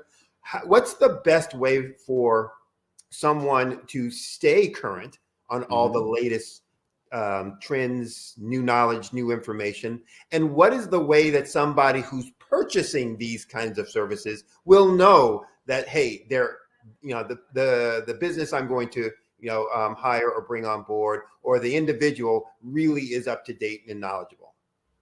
Perfect. So I think one of the first things we start looking at in terms of trends, right? And if you're going to get started, the idea in terms of where you go to find resources, right? So there's many nonprofit organizations for which you can be affiliated or associated.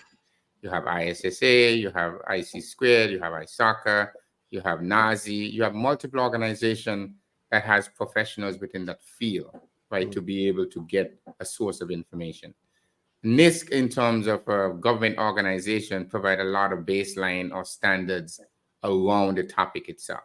So many of the technical controls that you would have in privacy and cybersecurity itself is based in some of the fundamental frameworks that you can get out of NIST 853, the CMMC, and multiple organizations to be able to do that.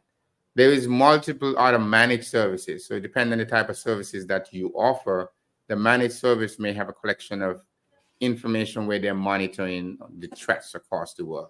If you're a Dell subscriber, for example, or you may have Netscope as a web protection solution, there may be information feeds that you can get from those providers. So as things change rapidly, that information is fed into system that you manage. If you look at it at the end user perspective, if you have McAfee or baseline virus protection, once things change in the environment, your application can get uploaded or updated once the check change. Apple has a whole bunch of information that they just received. So any solution or application that you have internal to your organization, those organizations provide a way of staying current on the trends or any update that may directly affect you. But you have newsletters, government information security have a whole bunch of different things that I have seen. LinkedIn, right? We do a lot of social networking where we connect with our friends on different social media platforms where you have professionals within the space. So the opportunity to kind of learn from peers, it is actually there. And subscription services is another one that may enable you to stay current and follow the trends. So for me, the same question, I'm going to add two things that I think are mission critical for us. I wake up at 4:30, 5 o'clock in the morning, and immediately I have my own thread of information that comes piling in. And I customized that thread almost, 5 years ago. So every morning, between myself, Dr. Weeks, Dr. Johnson, and other members of CyberMinds, Dr. Gomeres, Dr. Joseph, who couldn't join us this evening, we flood the universe with the knowledge of the headlines. You hear about the headlines, but until you sit down and read those headlines, you're just lost. So if you're an executive, if you're at any level of the accounting departments, you look at the recent headlines and two things have popped to the front of mind. One, the SEC has recently announced a new paradigm for reporting cyber incidents. Wait a minute, the average person wouldn't know that unless they're reading and paying attention to the headlines, right? The accounting folks have different threads that they are now seeing more information security concern brought to the forefront of their profession. Keeping in touch with each of those arms that are threats to the organization are mission critical. Those for the executive folks are important to monitor, starting with waking up and having those articles front of mind. The second thing I want everyone to understand, especially for this conversation, is don't get distracted. We know that artificial intelligence is the next hottest item out there, AI or cybersecurity. They too are related. So understanding your interests up front, if you're interested in cyber and you want to get started, starting with some of the list of periodicals and those threads, either through LinkedIn and understanding where the hot topics are. There are 1,000,001 websites that only speak to what's hot in cybersecurity. Information Week was strong for a while. CIO.com, excellent for CIOs. And now we have CISOs, Chief Information Security Officers. They too have talk forums on many of the social media platforms. So staying current and understanding what's hot and how they overlap is mission critical for everyone to decipher, I think, daily.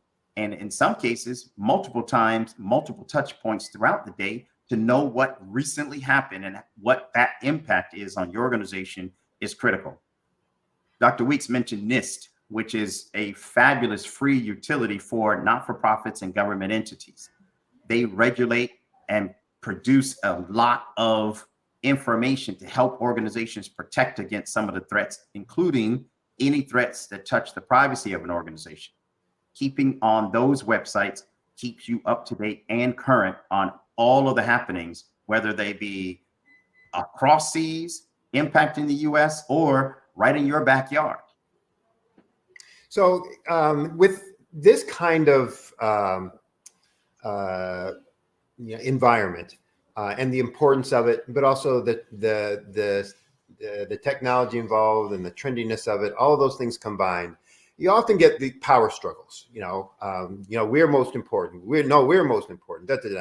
And I've seen it in other industries that I've consulted with, et cetera. And I can envision here you've got privacy folks who are saying, no, our word is gospel because we know what information is out there, and when cybersecurity folks saying, hey, we're gospel because that, and the monitoring folks saying, but then you also have the business people, oh wait, but the customer wants this or the user needs that, or for us to be able to do business, we need to have this information to be able to use it this way, et cetera. How do you balance all those things out? Who takes kind of leadership on it? And how does someone who's in the industry or want to be in the industry put themselves in a better position to be able to navigate those waters? Can we give him Anderson, Dr. Weeks? Oh, definitely. The majority of that is going to be a balance, right, Sydney? At the end of the day, you kind of have to look at the implication. Maybe because from a privacy perspective, my concern is always around the protection of that data. From a business perspective, they're going to be strategic decisions that an organization would like to make that would impact their business. Mm-hmm. An organization can always have more knowledge and more access to information. The question becomes that balance. And one of the things that we are seeing within this space today is how do you balance that? From a privacy perspective, there is, I wouldn't say the line has been drawn in the sand, but I think when we look at how industry has operated over time, they have not been as kind to customers' information, right? So a lot of those, you are the product kind of situation you need to manage. Sometimes when we even toss in a little bit of the regulatory implication for that, one of the things that we see is regulation is not able to keep up with technology, right? So when we get to a point to try to get to the crux of this technology today, those individuals that created the technology has already moved on to the next thing, right? And then the awareness and knowledge of the technology, some of them are evolving as we go, right? We look at what we have with ChatGPT and many of the AI solution that was here 2-3 years ago. You never had that. Not like the technology didn't exist, but I think the awareness for the regular people, as I would call us, may have not been exposed to it. But many organizations have been using that technology for a long time. I think the introduction, it was on like a day or two ago that ChatGPT is 1 year old, that folks were celebrating the birthday for that. And look at the change within the last 12 months in terms of those technology. So as organization and practitioners, we have to look at, how do I allow you to do with what you need with that information that you have, while still safeguarding the use of that data? And it differs based on nations, right? In some region of the world, the value of data is not as monetized as it is in the US. So there's many industries that exist in this country whose whole purpose is archiving, collecting, processing, sharing of data. The legal profession has been at the forefront of convincing us that a regulation or the privacy policies can easily be changed, and all of a sudden you as a customer have consented. I think as we create more awareness for the customers, they're able to make better decisions of whether they want to allow that information to be shared or not. Right. It's always amazing. It's always amazing how quickly people will give up their information for a little trinket, a little. So sorry, I cut you off, Dr. Hicks. For me, it's what you just mentioned. For 20% off. Okay, here's my child's first name, their height, date of birth, shoe size, eye color. 20%. Right. When companies sit back and try to figure out who's going to be more important. So from a CEO perspective, the IT folks come in. My cyber team comes in, folks, and my auditors. And I'm thinking they must follow the goals and objectives for the company first. How much of a risk, how much money am I investing towards preventing that risk is the balance that Dr. Weeks is talking about. Some organizations are comfortable with the level of risk. And I'll give you an example. Over in the European Union, our friends Microsoft have dabbled into a space where privacy is an inalienable right. Okay, so they don't follow some of the rules, and the penalties from and out of regulation for GDPR, General Data Protection Regulation, simply are, if you expose our citizens' information without consent, smack on the wrist. Think about it. How big is Microsoft? How much of a risk can they afford? Right. So Microsoft will absorb $1 million, $2 million, $30 million penalty in order to do billions of dollars worth of business. It's like, they don't care. Here you go. Exactly. Here, Apple, same thing. Here. How much we have in the bank? Oh, we have $1 trillion. How much they want? Oh, 10 million here. Yes. Oh, this group wants 10 million here. Right. Exactly. And keep it moving. Right. We're not that fortunate at the dry cleaners. We can't do that, right? We're definitely not that fortunate right over here in our backyard, a small furniture company. Other companies have to weigh that risk and know all of the factors and then figure it out. And most of the time, the phrase is not, it's not a matter of if you will be hacked, breached, attacked. It's a matter of when. So some companies have decided about how much would they like to invest versus others. Well, we are out of time, but we have so much more to talk about. So we're going to have you guys come back again and again and again, because I got to about that many of the questions that I want to ask, like that many, questions for. So Always. Phenomenal information. How can people reach you if they want to connect, use your services, just find out more, network, get you as mentors, etc.?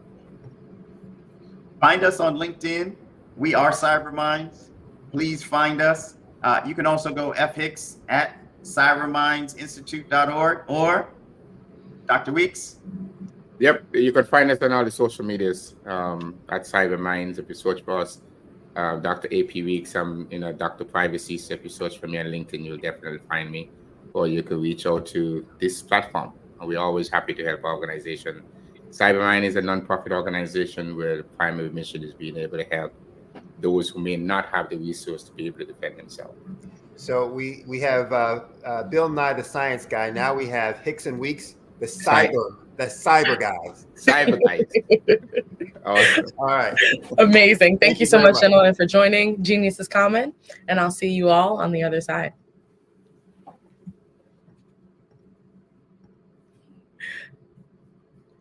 The Black Business Expo is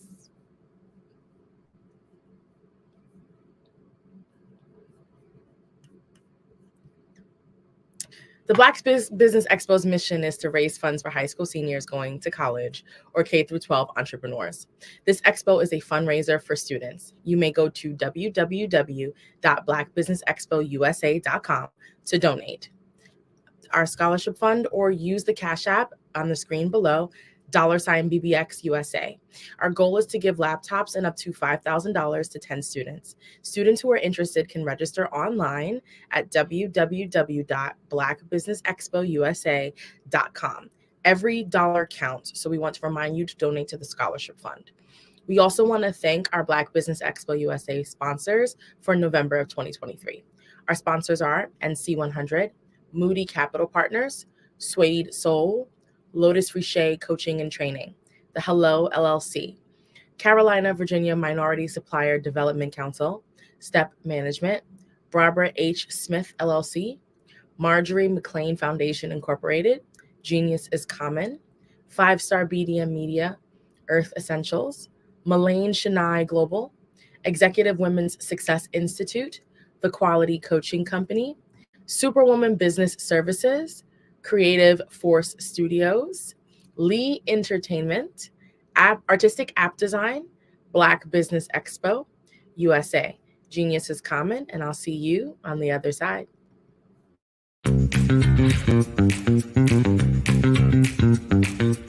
It's time for you to start bossing in social media. For all your social media needs, you've come to the right place at the right time to get your website designed, landing page, social media platforms, and get the training you need to get in front of the people that's ready to buy your products and services. Let me train you with StreamYard, Zoom, Clubhouse, and much more. And let me help you get your virtual professionals, not assistants, because assistants can only assist you, but the virtual professionals can give you that professional flavor that you need to expand your reach and increase your revenue. Jump on in and get in where you fit in and start bossing today.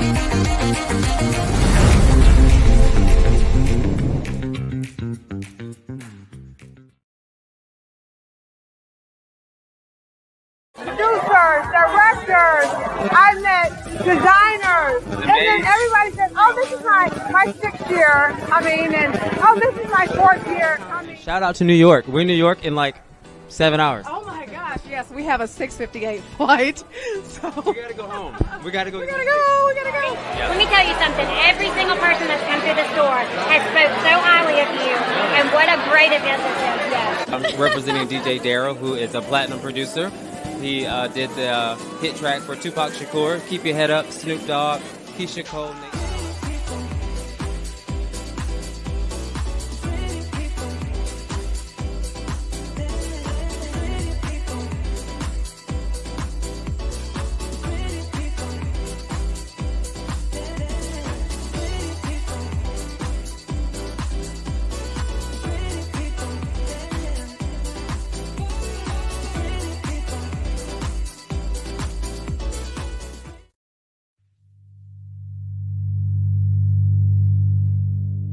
So what we have to do is when we get in the spot, we need to create some spots for us.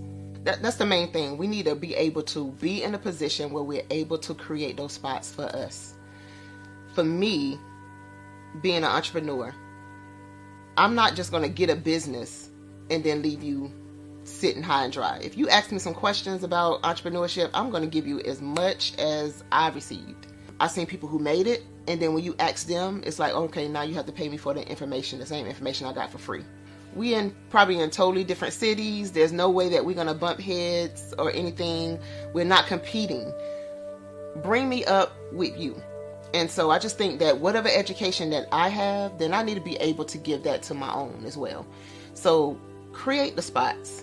You can create the spots when you get there.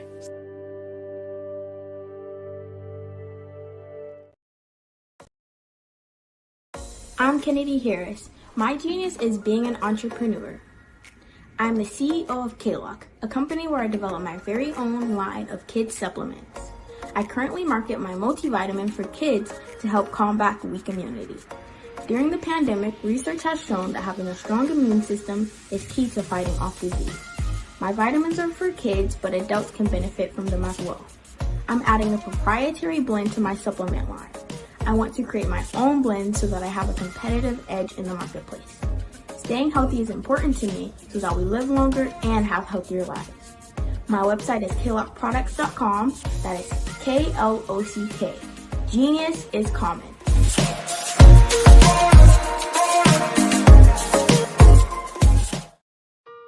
Hello, this is Israel, and I am CEO of Daydreams Interactive and author of Princess Planet. So, genius is common, and as a kid, I loved to daydream. Even as an adult, I love to daydream.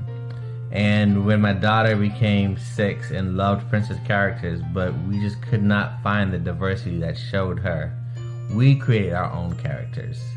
So, for instance, you have Princess Nulu right here. Princess Nulu is from Uganda, and her genius is that she loves to take care of animals.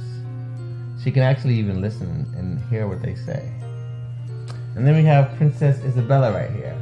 Princess Isabella, she's from Cuba, and her genius is biochemistry.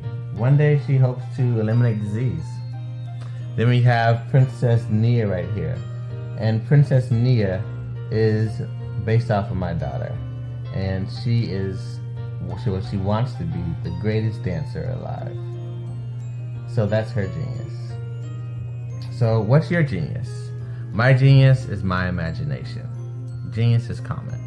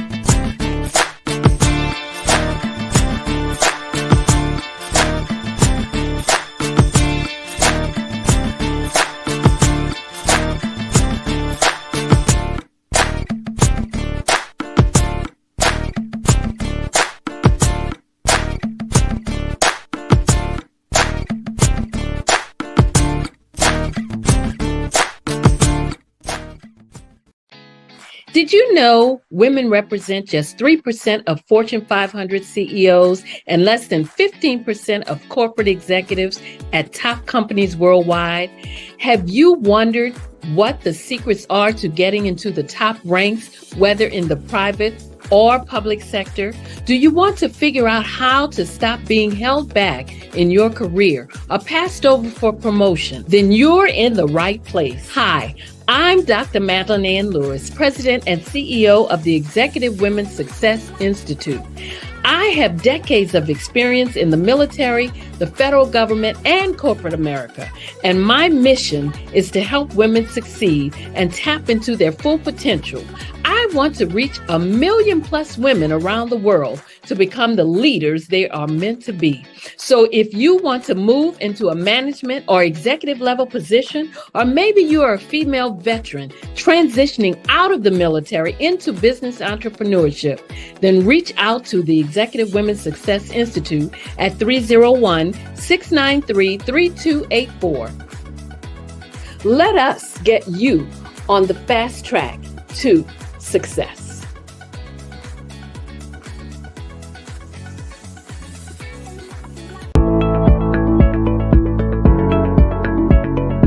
Prepare for what's coming and dominate in economic winter. Stand strong and thrive by showcasing your great products and services globally through the Black Business Network and Black Business Olympics. The Black Business Network has showcased over 2,000 companies with over $7 billion in sales each year. Over 10 million attendees have viewed the rebroadcast each month. Through the Black Business Olympics, unique styles of business training and mentoring are turning students into business owners and entrepreneurial warriors who will dominate in any economy. Gain the ultimate advantage of the Black Business Olympics, 7 days of unbelievable topics and speakers speaking around the globe. Donate your time and experience to provide expertise and scholarships to students worldwide and change the world. Now, more than ever, new insights, tools, strategies, and capabilities are needed. This is your chance for a major presentation to the world. Fill out the form and join the more than 2,000 speakers who have presented to over 200 countries. Join the Black Business Network streaming live into the Metaverse, STEM City, Black Multiverse Enterprises, Hulu, Amazon, YouTube, iHeartRadio, Apple, Facebook, LinkedIn, Pod TV, IBM TV, Spotify, and Google Podcasts. Sign up today. Spaces are limited, and we will see you there.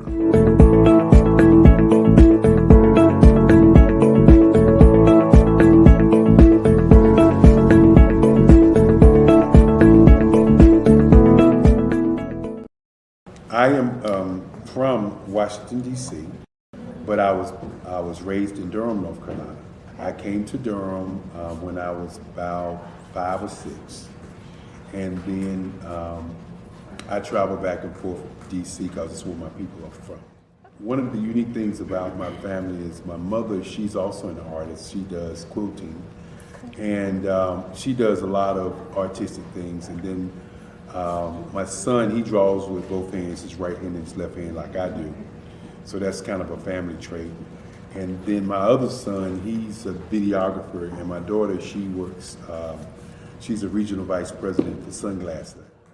When you start out drawing and sketching, you want to continue to explore, each avenue. I do pastels, I do pen and ink, I do painting, I do acrylics. I haven't done oils yet, but I try to do all facets of art. What I say to a lot of times to people is, you can't put yourself in a box when you're an artist. You have to explore. And over the course of my life, I've tried to explore different mediums. I also do sculpture as well.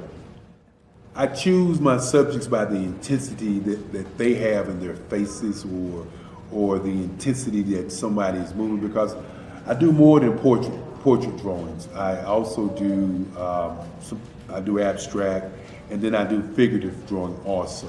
What happened in this particular show is that I started out trying to come up with something that would be a little bit different than what everybody else is doing.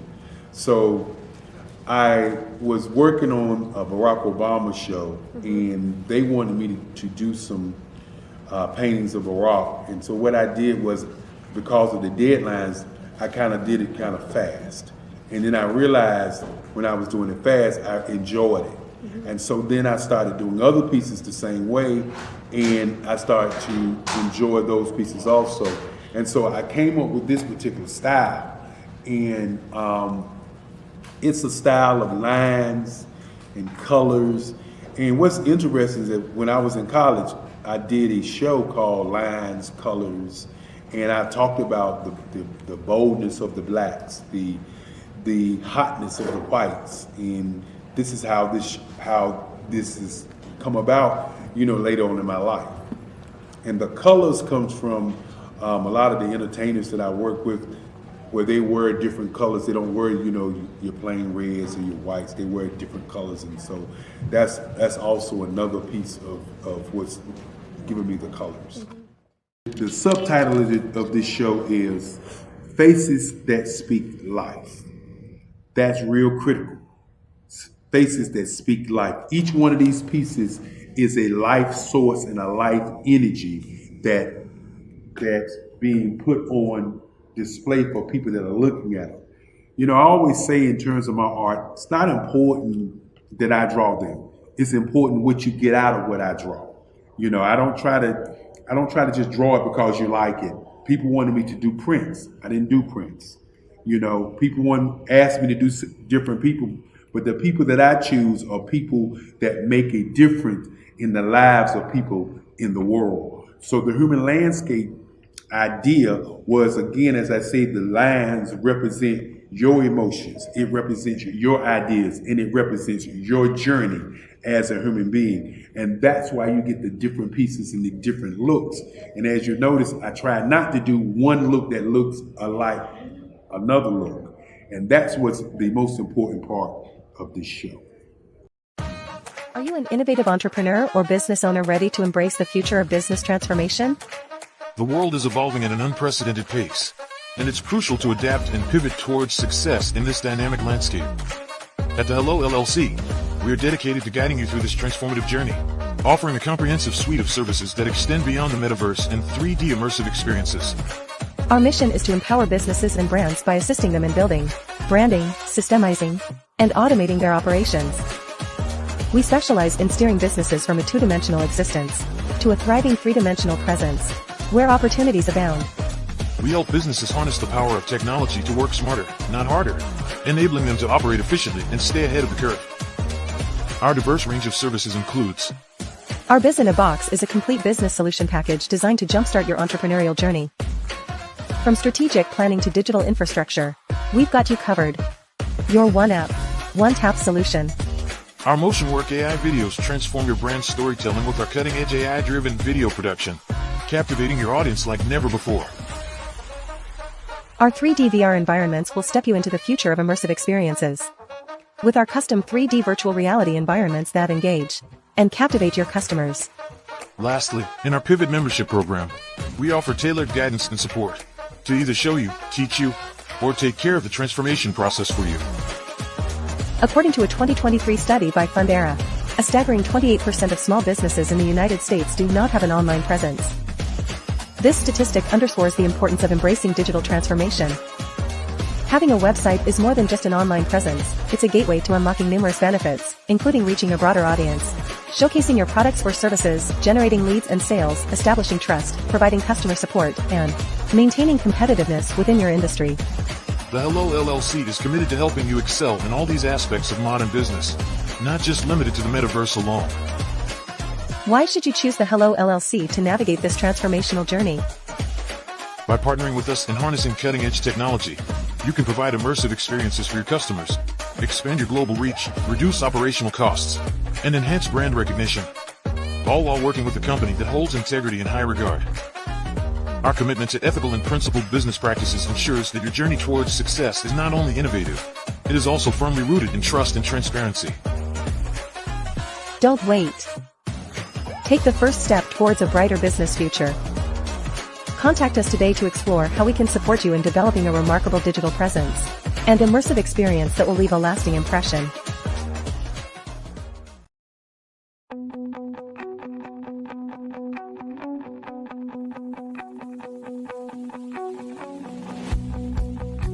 I am Black Business. From the moment I wake until the time I sleep.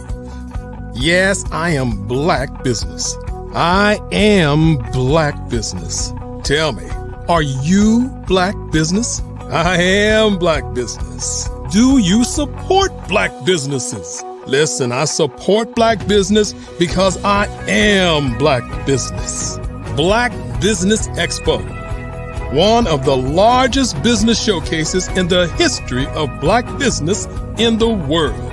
The world! Sign up today at www.blackbusinessexpousa.com or call 919-308-9090. I am Black Business.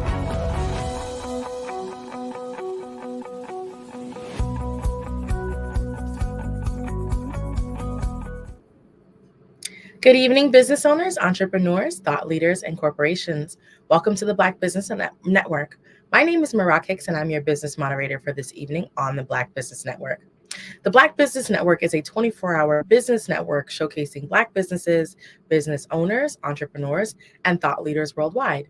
We have speakers from North Carolina, London, Singapore, Japan, Africa, and cities all over the United States. The Black Business Network is a global community sharing its business knowledge to empower, inspire, and educate businesses about business. Our next speakers, I'm very excited to welcome back Dr. Alexis Weeks and Dr. Frederick L. Hicks. As a reminder, Alexis Weeks is a senior business leader with over 20 years of information technology and assurance experience. He has extensive experience working on a broad range of corporate IT initiatives where he helps businesses identify and mitigate risk to their core business assets while enabling them to address regulatory and compliance requirements. He has participated in designing, managing, planning, and implementing information security and data protection solutions in direct support of business objectives with healthcare, finance, banking, and local federal government sectors. He is a certified information security manager, a certified information security systems auditor, and a certified risk and information systems control from the ISACA International. We're also welcoming back Dr. Frederick Hicks.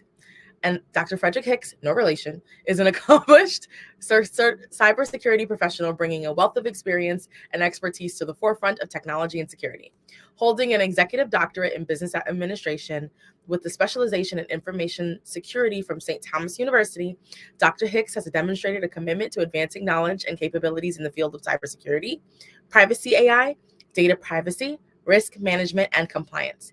He co-founded the CyberMinds Research Institute, a 501c3 organization with nonprofits to mitigate cybersecurity, compliance, and privacy risks. I'm excited to welcome back Dr. Frederick Hicks and Dr. Alexis Weeks. Hi, gentlemen. Hey, how are you? Good. Welcome back. Well, I will leave you to it. Genius is common, and I'll see you both on the other side. Thank you. Dr. Hicks. So, Dr. Weeks, we're back. Yeah, so, for this session number 2, I think I wanted to kind of dive into some of the challenges that small businesses face, right, from a cybersecurity risk perspective, what resources might exist for them to be able to address the risk, and how, other organizations may be able to provide resources to help them. What are your thoughts? Perfect. Every morning, we pass by a ton of small businesses on our way to work. We might work for large organizations, but every coffee shop, every dry cleaner, every gas station, all of these are small businesses, right? Some of them are part of a franchise. Some of these individual standalone brick and mortar locations could be small schools. They could be nurses, nursing homes, or every home business could be represented as a small business. Most small businesses don't wear the hat that we wear, Dr. Weeks. The bottom line is they don't think about cyber. They don't worry about getting hacked like we do. Yep. Most of them worry about, okay, I got to open at 8. I got 4 clients lined up. Mm-hmm. They'll be done by 12. I'll take my lunch. I got 4 more in the afternoon. 5 o'clock. I shut the doors, add up the money for the day, and I'm out. Yep. When we worry for the big. We don't worry when we put on our cyber hats for the small and medium-sized organizations.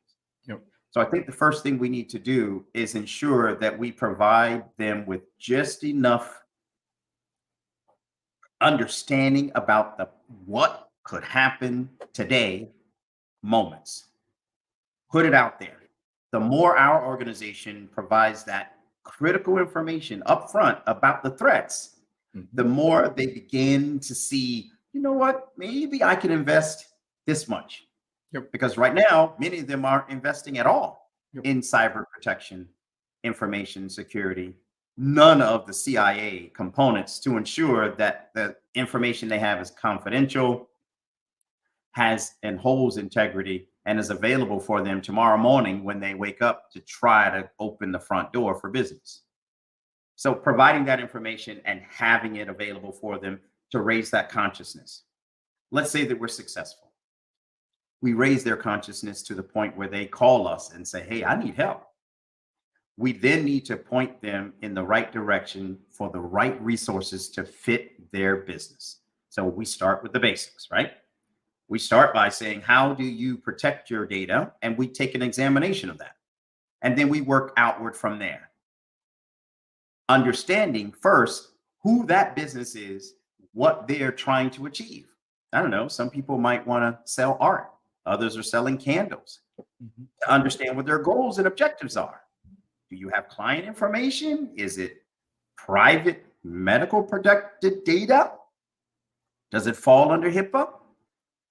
Is it your pet's information? What about those parents, the addresses where those pets are homed by those parents? Understanding that business from the inside out, right? Then taking an examination of what do they have in place versus what they don't. Let's face it, many of our clients walk in with a local internet connection box, modem, router. Some of them include some type of firewall, and they think, oh, that's it. I'm good. Meanwhile, you walk up to the front counter. I was just at my dry cleaners. The computer's up front. There's a fan cooling the back of the computer, and the back of the computer is exposed. Obviously, you and I know techniques to plug something in. Yes. To grab some information, right? When I mentioned it to the owner, she politely pointed me to her husband, who politely pointed me to their oldest son. Yes. That's the IT guy. Related. Yeah. And none of them understanding the harm of having the back of the computer exposed, right? Yep. So knowing that piece, where they are, critical. No, that's definitely. I think when you look at small businesses today, I think the challenges that you face, like you said, because we may work for large enterprises that have billions of dollars, who may be able to sustain attack. I remember a couple of years ago, Bill Gates used to say, if you're not online, you're going to be out of business within a certain number of time. The challenge is that many of the small businesses today is not able to sustain attack. I remember a couple of years ago when I used to do consulting work, we had this option where an enterprise, what I said, give away $300,000, right? And we know that happened like that. Yes, because there was not control to be able to validate, imagine you're working in your enterprise and you get a request and say, hey, Dr. Hicks, I'm out at the golf course. I forget to pay this one vendor.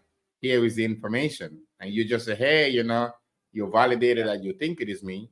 You go in and you make that transaction only to discover that it was the wrong information or somebody fished you, right? What's the implication of that? We're scared of social engineering because we know about it. But the average senior, the average person working at an ice cream parlor, the average person working at UPS, they don't know anything about what's social engineering. They get that phone call and they think, uh-oh, it's the boss on the other line. Yes. Yes, ma'am. Absolutely, ma'am. Hold on. Oh, absolutely. I will make sure we make that payment. Yes. Oh, you need me to go out and get 4 cards? Amazon gift cards. Okay, not a problem. I'm on it. Out the door, running, driving all the way down the street. Yep. Purchase those cards with their own money. Yep. only to find out when they speak to the boss, I didn't make that I call. didn't call you. Exactly. But it's the same basic concept of that trust and verify, right? I remember when you were doing your doctoral research, you had this concept where you talk about, if you have my money, I trust you. So when you look at the challenges that small businesses face today, just from the leadership perspective, there is that sense of urgency that is created. So that secretary or administrator get that call from the boss, position of authority. And with the technology today, you can easily implicate or mimic that person itself. And that fear, right? Oh, that's the boss calling. Act urgent. I want to impress. Those couple into the mindset, but that's what our cyber attackers understand, that we are human. That human component is a part of every small business and every large business.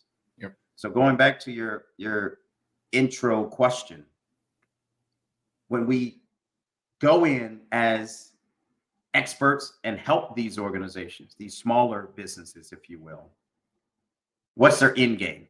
Their end game is the same as a large business, to stay open for business. Yep. Because we know that is the same end game. That's our starting conversation with many of these owners who their business is their livelihood. Yep. And they're coming under attack more and more. I know you've been reading the news, and we're 100% aware of all of these small, medium-sized organizations that never show up on the news. But if you look at your local news and you hear about a person who went and emptied their personal bank account of $16,000 in savings, that's alarming. One of our colleagues, Dr. Joseph, who couldn't be here this evening, the distinguished Dr. Joseph, if you will, called us earlier to inform us via our WhatsApp about just this very scenario.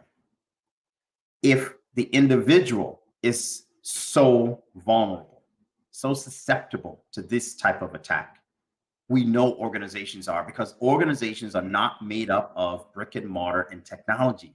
Organizations are made up of users, and those users are humans who utilize the technology. Yep. And sometimes they stray away from the shields and go rogue. I like to say go on their own, like taking the law into their own hands, and in this case, taking chances for the organizations, which sometimes costs them their job and their livelihood. Look at our friend with the loss of $16,000. The bank is not going to cover that. Nope. And it's cash, right? If you look at that example that he saw on the news, the challenge around that was the whole implication that you get a call in your line of business, you click on the wrong link, just trying to provide support for your customers, only to realize that somebody who's claiming they're from Microsoft, right? That is why what we do is so important. The education that you provide to some of these organizations that enable you to think twice. Ask what yourself, about our friends? Why would you think of that? What about our friends who are in our industry who get bought out? Looking at what happened with the case in Vegas. Yes. How does a casino get hit? I mean, okay, we know they're attractive because there's a ton of money over there. Mm-hmm. So if I were an attacker, they'd be on my list.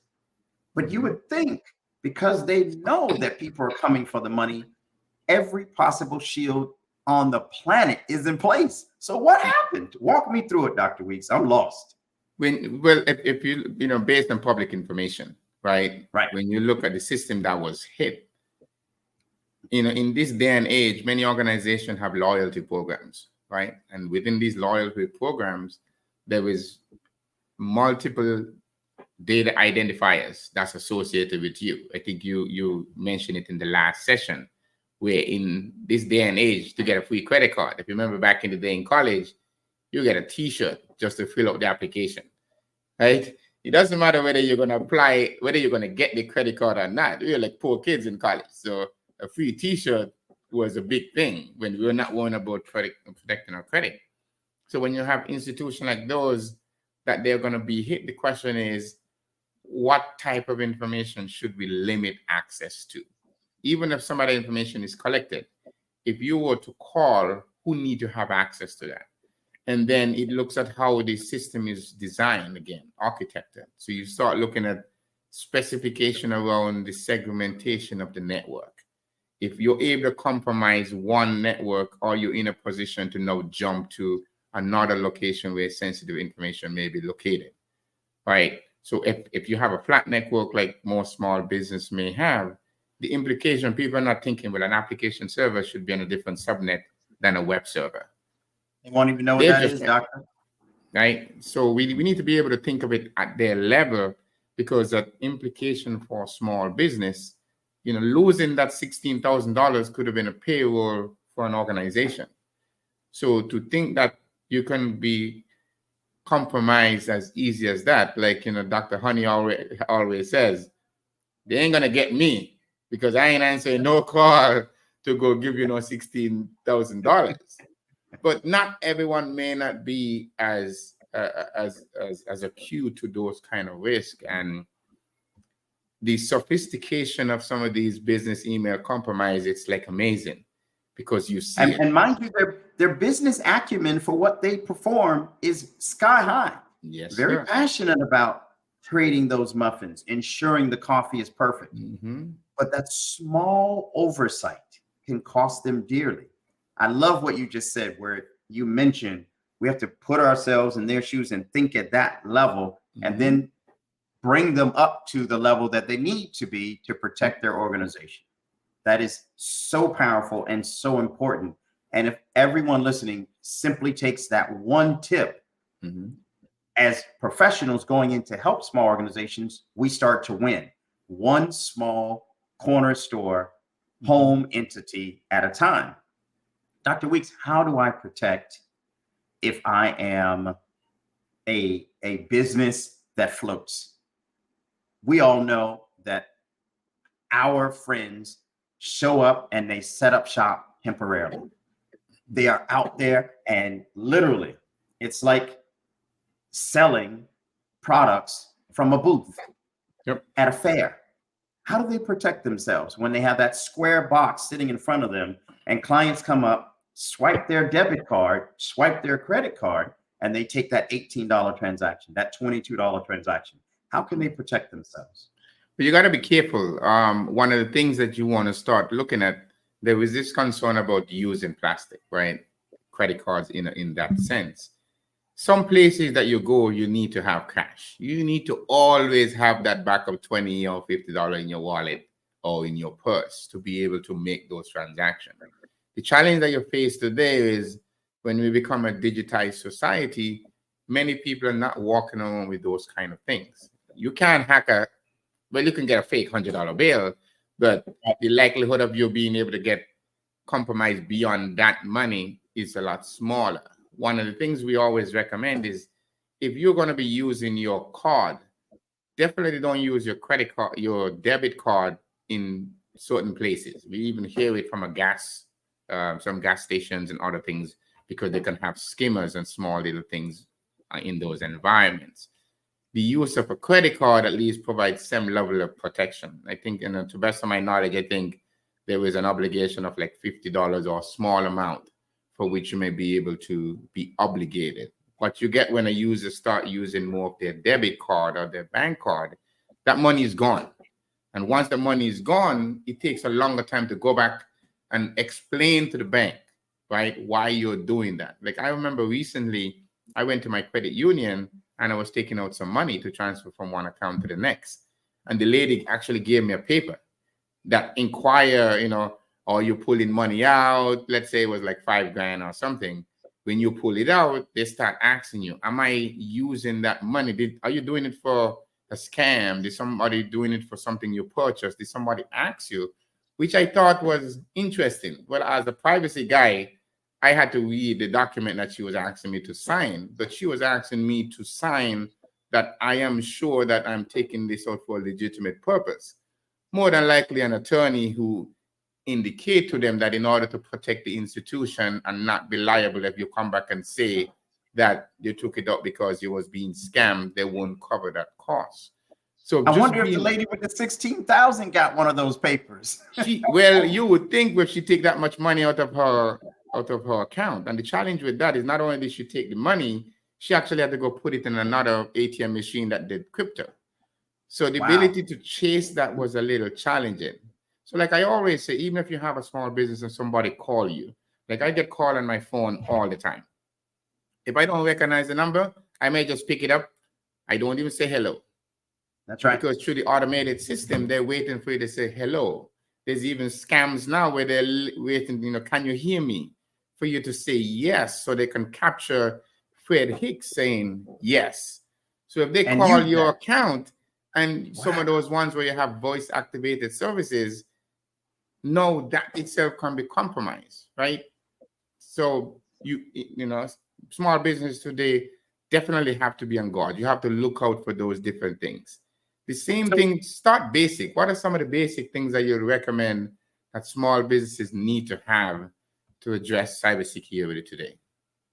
So if I'm the small business, and now I love the fact that you handled that angle of the customer walking up to the small business, but now I'm going to put on the hat of I'm the one with the Square device. I'm trying to get your money from you in a legitimate manner, but you might be walking up trying to take my Square information, right? So one of the things that I always recommend, if you are the one holding on to one of the Square devices, if you're utilizing your phone for the Square, you provide a case. You never face the phone to, in fact, the person for whom you are conducting that transaction. If you have one of those devices, there's a barcode on the back. Put something over it, cover it. Further, for every single transaction that occurs, if there's any anomaly, I mean, anything out of the norm that pops up on your screen, it could be a red flag that someone is attempting to interface with your tablet or your device. If that's the case, immediately turn it off, cancel the transaction. Don't click, don't touch anything. Just turn the device off and simply ask for cash. If the person says, I don't have any cash, I'm sorry, my system is down. Surely enough, that person will venture down the fairway. They'll be on their way going to get some kind of turkey leg or something, and you're good to restart your device, find out what happened, and contact Square by you calling, not having someone call you, and confirm the last transaction was in fact handled. But now we're in the holiday period, right? You're now getting stuff that's coming into your mailbox that looks like it's from Amazon. I saw one yesterday that looked like it was from UPS. Or like I get a WhatsApp that says, I was trying to deliver a package to you and I was not able to get you. I'm like, how the hell is WhatsApp? How is Amazon contacting me on WhatsApp to tell me that they tried to deliver a package? So these are the things that certain times of the year, there is heightened concern for small businesses, transactions with fake returns just to get into your account, right? Now is not the time to start venturing into, I'm going to visit a new website, or, I wonder if that client really received that package. Let me call the number back. Now is not the time to do that. Now it's the holidays. Don't do it. And don't fall for, here's the transaction. Here's the receipt. Need you to confirm the receipt number. No, don't do any of those. Resist, resist, resist. Please, please, as a small business owner, Bank of America, Wells Fargo, Citibank, I don't care what the bank is, TD Bank, none of them are going to call you to confirm your business accounts transaction. Don't you like that information, Dr. Hicks? Just imagine getting a call that says, hey, I'm calling from Citibank and I want you to verify your information. And I'm like, but I didn't call you. I said, whatever you have is correct. They're like, no, we want to make sure that you are who you are. I'm like, okay, then let me call the number at the back of my card, right? Get into a concerted effort where you continuously try to protect your data. Do not share your information with anyone that don't need to have it, right? So we always try to tell our clients that every single time, and it's just like basic things. If you were going to protect your house, you would make sure, like, if I know you like nice watches, right? Right. So if I was to come to your house, I shouldn't expect your nice watches just sitting on the counter.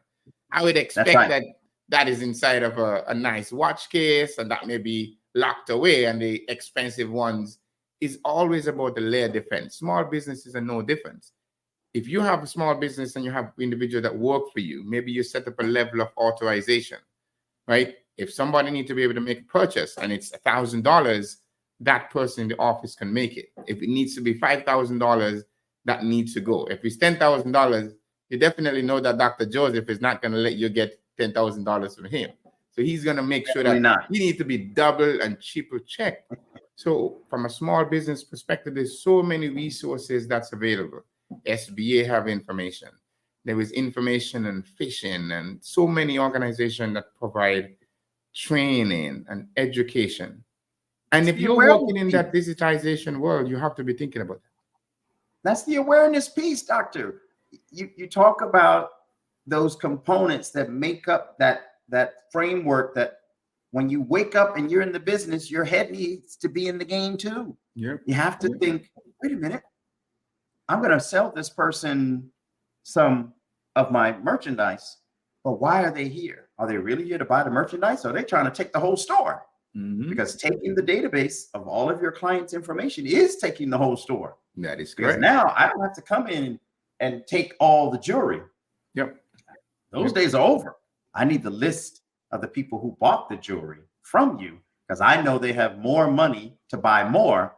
And I need to just take my chances setting up my own little artificial intelligence to call them in robo style and steal all their information. But Dr. Hicks, I'm going to give your business $200. All I need to know is the list of all of your customers that I can send them a $5 coupon.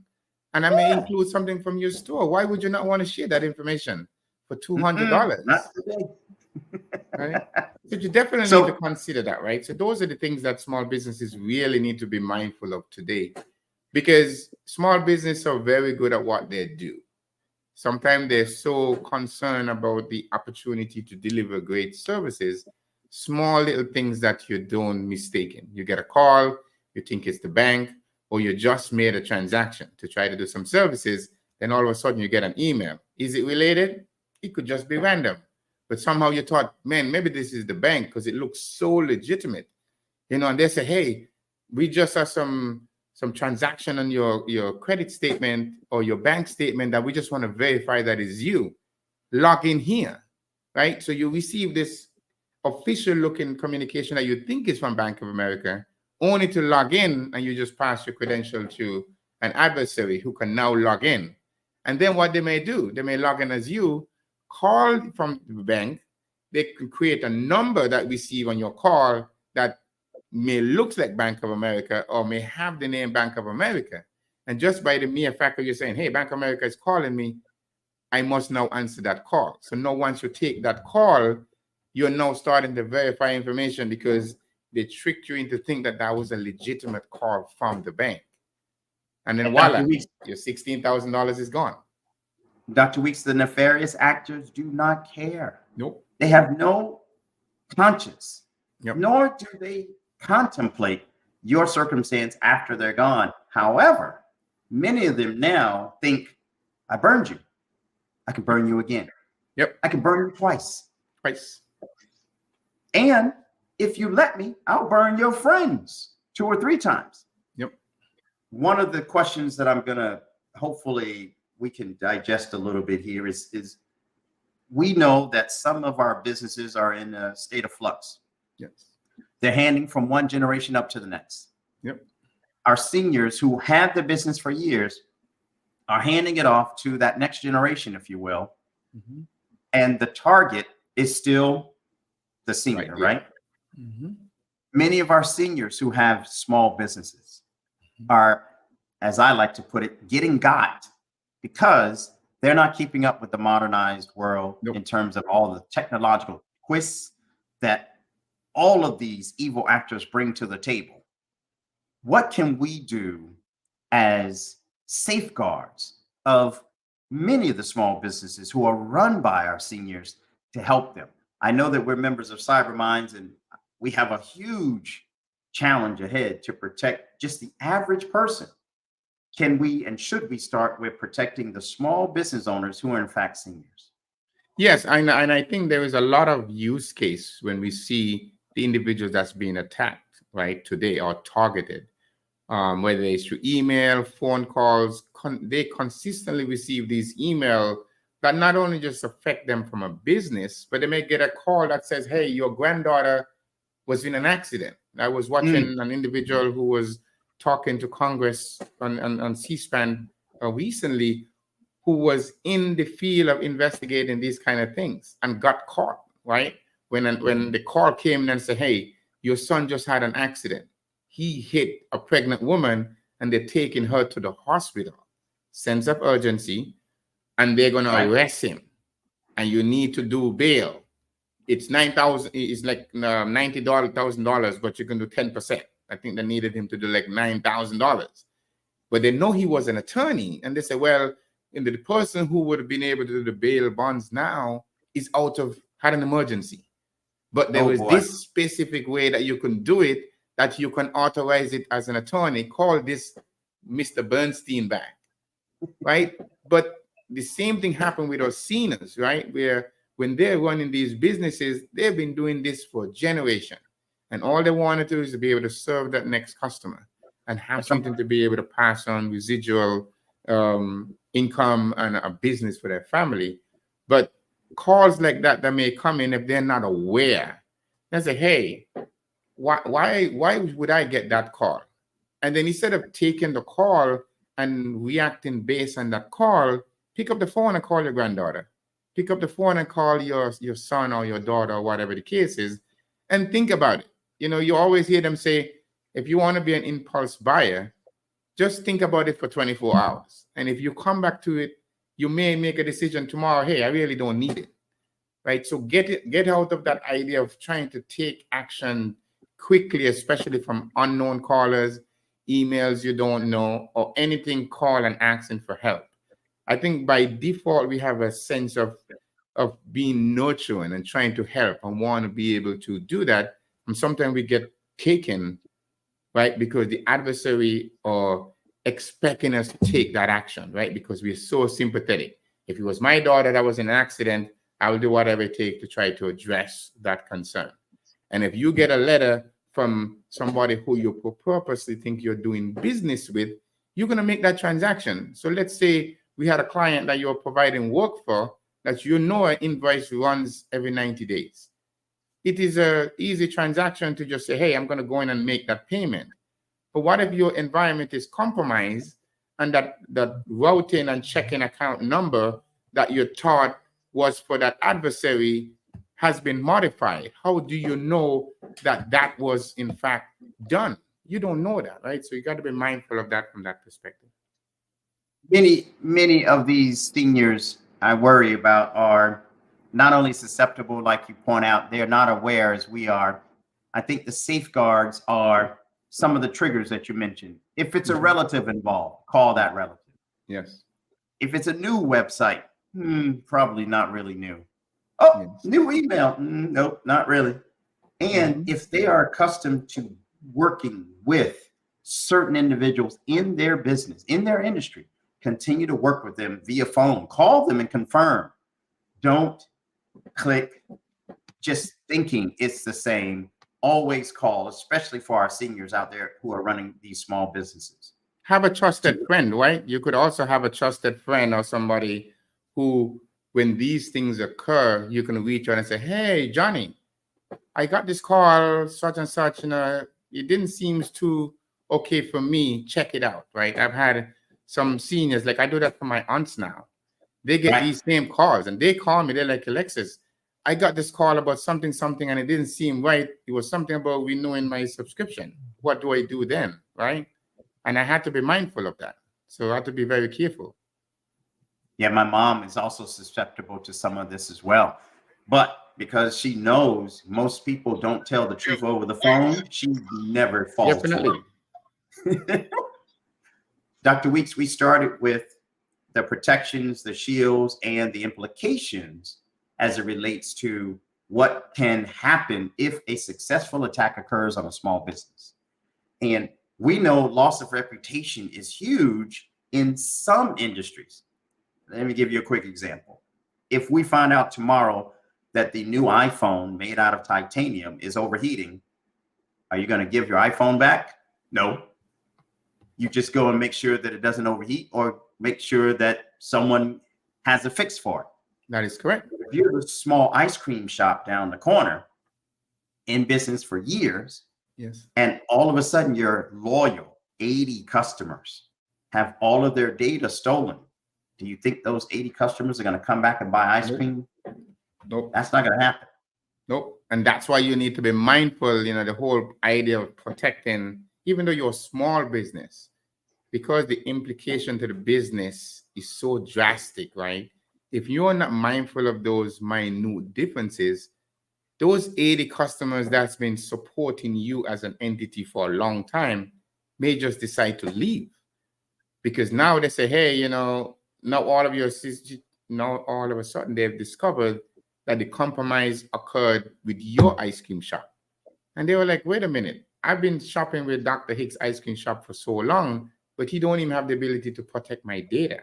So why am I going to continue to do business there? And that's the concern when you start looking at small businesses, where an attack, while it may be very small, it could drastically impact their reputation, right? So those organizations spend many years trying to make sure that they're maintaining that reputation, which is why they come back to you. So we're on the Black Business Network, and we're sending that message loud and clear. Mm-hmm. Your reputation is mission critical. But guess what? The cyber actors who attack, they do not care if you're a Black business, a primarily white or other business. They simply care about the green. Yep. That is the color that brings us all into business and can take you out of business if you're not careful. Yeah. The challenges of artificial intelligence. This is one of my passionate topics, right? How can we protect the small businesses against an attack launched by an AI bot, several servers that are constant on phone, email, and trying to infiltrate the network simultaneously as a small business? What do we do? Well, and that's an interesting question.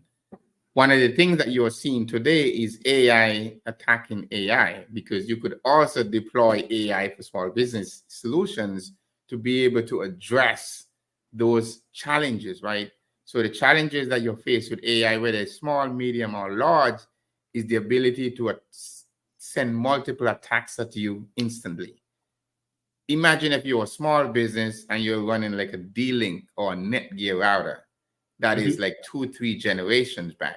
They may be able to identify that as part of the discovery of your network and find all the vulnerability within that device, right? And then just flood it with attacks and easily be able to do it. So one of the primary things that I always tell individuals, even my relatives, if you are not at your computer, there is no reason why it needs to be online. If I just get up from this desk to go to the bathroom, the first thing I do is disconnect my Ethernet cable. Just between that time, when I leave to go to bed, there is absolutely no reason for this device to be online at 2 o'clock in the morning if I'm in the bed sleeping. So small little things like that that you need to be able to look for stuff, like making sure updates are there, right? If you have a device and you're running Windows 7 today, when we're ready at Windows 11, like Microsoft is going to release a patch Tuesday at least once a month. And if it's critical or a 0 day, they may do it the same day. Make sure you have updates running. Be mindful of those things, Spend that initial money making an effort to do basic things. Most major incidents happen because of basic things that we are not doing, right? You mentioned Windows 7. I almost died laughing. If you're running Windows 7 and you're running an ice cream shop, and that is your point of sale device, they should the take your heavens have money. blessed you long enough. But it is true, right? It is true. And even that, when you look at some organization that's out there, does have the ability to provide services to nonprofit organizations.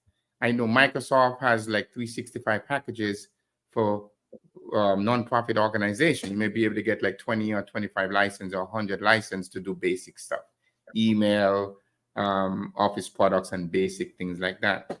But you have to be able to take those appropriate steps. Well, Hi, gentlemen. I'm gonna squeeze in the last word. Sure. You just mentioned something that's passionate to us, and we know that these are the holidays.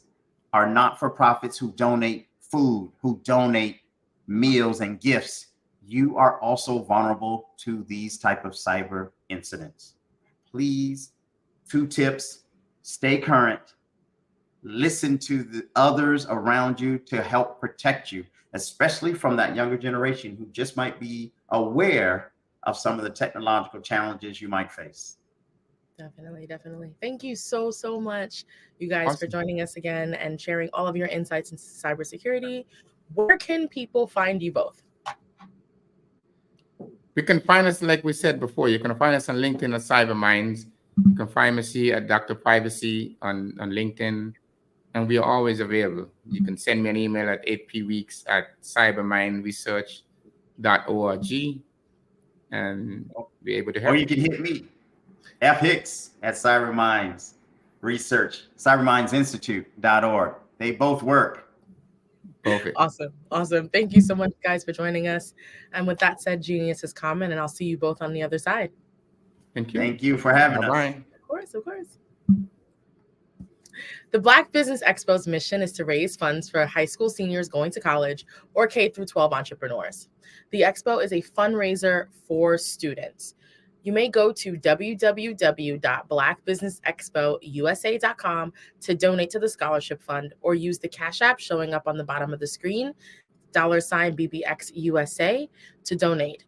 Our goal is to give laptops and up to $5,000 to 10 students. Students who are interested can register at www.blackbusinessexpousa.com. Again, that is www.blackbusinessexpousa.com.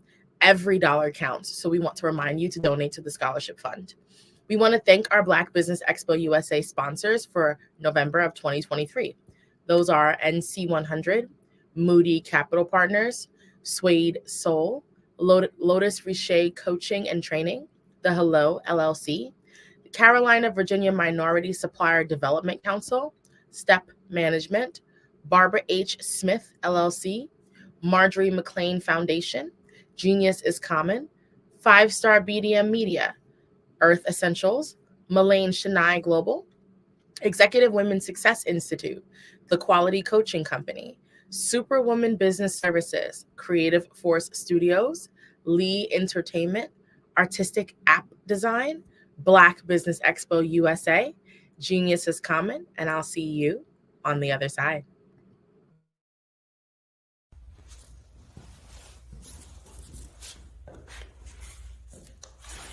How you doing? I'm Rodney Allen Rippey. Yeah, the child actor. Well, now, leading man. Some of you might remember back in the day, the Harlem Globetrotters popcorn machine. Remember that?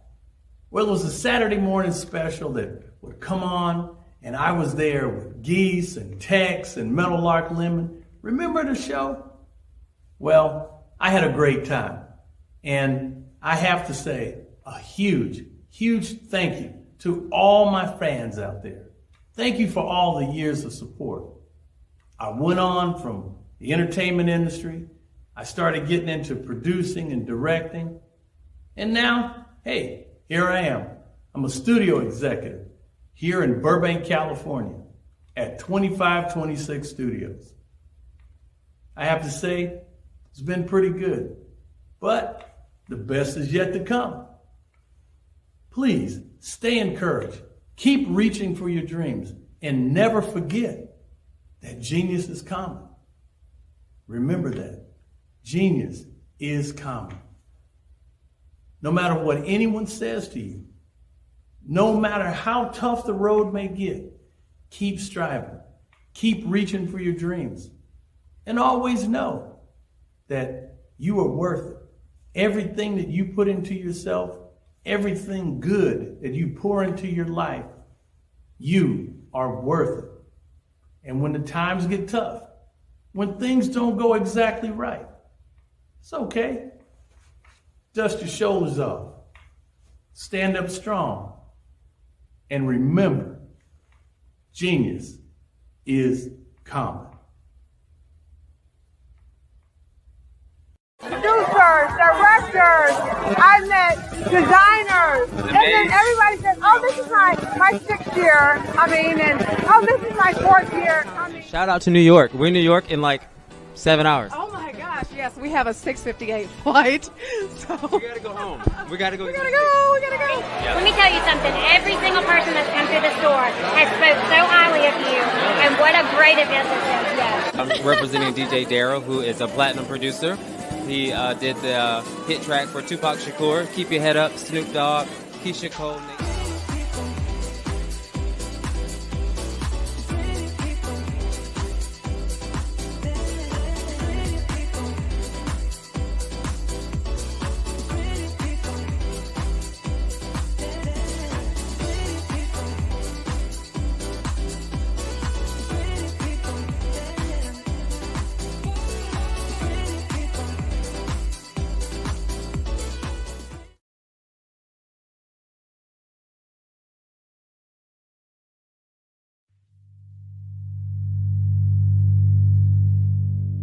So what we have to do is when we get in the spot, we need to create some spots for us.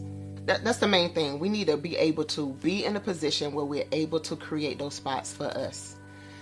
For me, being an entrepreneur, I'm not just going to get a business and then leave you sitting high and dry. If you ask me some questions about entrepreneurship, I'm going to give you as much as I've received.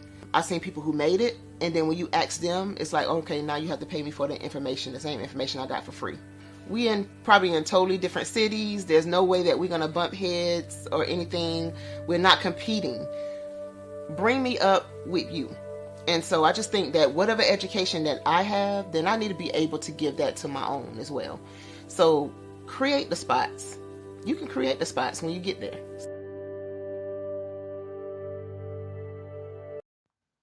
Genius is common. And my genius is nutritional strategy. I am Shawnee Smith, the owner and creator of Can Do Spice. Can Do Spice was created because I knew that adding herbal and mineral supplements to my diet did not have to be boring. In fact, because I'm a food enthusiast, I knew I could create something flavorful and explosive that also had the benefit of adding herbal supplements such as sea moss, bladderwrack, burdock root, and black seed, just to name a few. I invite you to take this journey with me where we come together and take control of our nutritional health. It is my way of sharing my genius, the gift of flavor and the healing power of herbs to the world. What is your genius?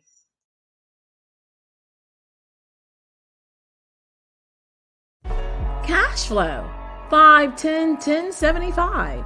I use the cash flow app to keep track of my charities.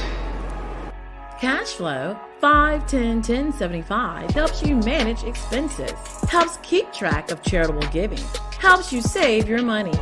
Cash flow 5, 10, 10, 75. Download it today.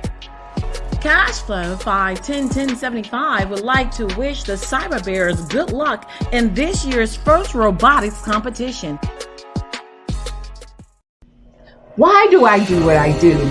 You know, my life coach asked me that a few years ago. And she said, Tony, what's your why? And I told her, and she said, girl, you've already accomplished that. Perhaps you need a new why. Hi, Tony Harris, Amy Hoydu with Say It Said Marketing, one of your students. And just wanted to say thank you, Tony Harris, for spending so much time with me and giving me that boost in my business that I so drastically needed.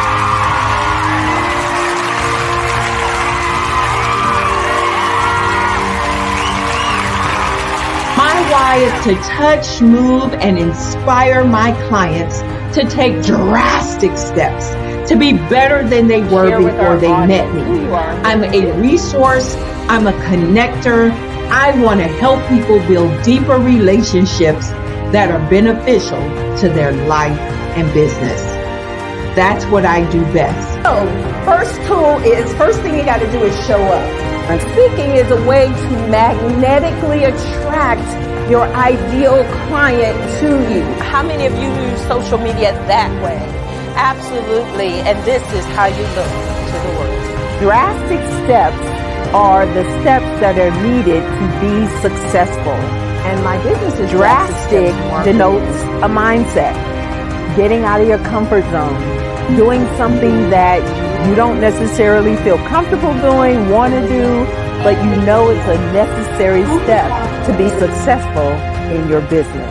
I get the most satisfaction when I see my connections flourishing into relationships long after I am gone. Hi, my name is Jasmine Augustine with Media Jasmine, and I've joined several networking and referral groups in the area. And Network in Action Northeast Houston with Tony Harris Taylor is one of the best organizations that I've joined. I love that piece of what I do, and it is what fuels my fire.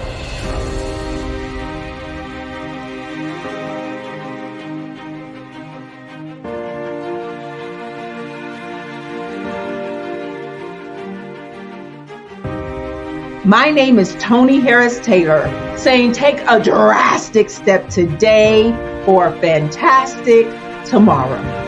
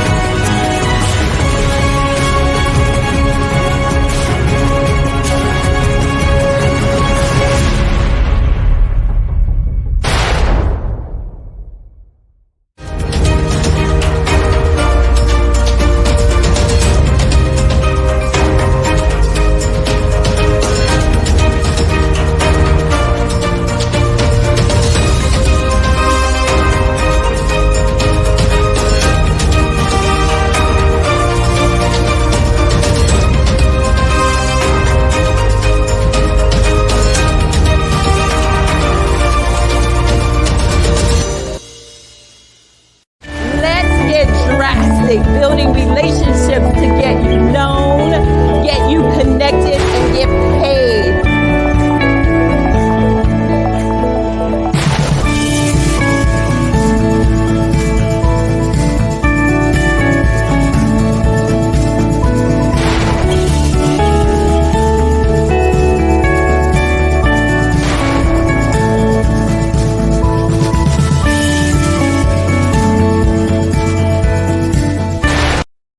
Hey everyone, it's Grant McGaw, CEO of 5-Star BDM and host of the award-winning Follow the Brand podcast and TV series, where I help you to build a 5-star brand that people will follow. My genius is personal brand development through intelligent communication and helping you achieve your business and career goals. I am a requested speaker on digital technology and brand development issues. I want to work with you to increase the value of your current opportunities while attracting new ones. Every one of you is unique, and we all share challenges that can be addressed through smart branding. As a super connector, I work with you as an executive coach to guide you along the complicated business and career development road, providing the enhancement tools and information you need to succeed. Together, I will help you succeed in today's challenging business climate. I will evaluate and measure your progress. Best of all, I am right alongside you every step of the way. Build the brand called you. Genius is coming. I'm Ramon Ray, founder of Smart Hustle Magazine and smallbiztechnology.com.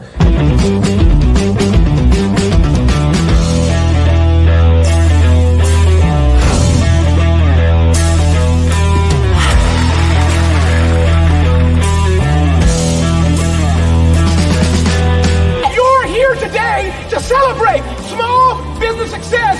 Stand up on your feet. You rocked the house. Hey, thank you. It was amazing. Didn't we learn? For me, success comes from failure.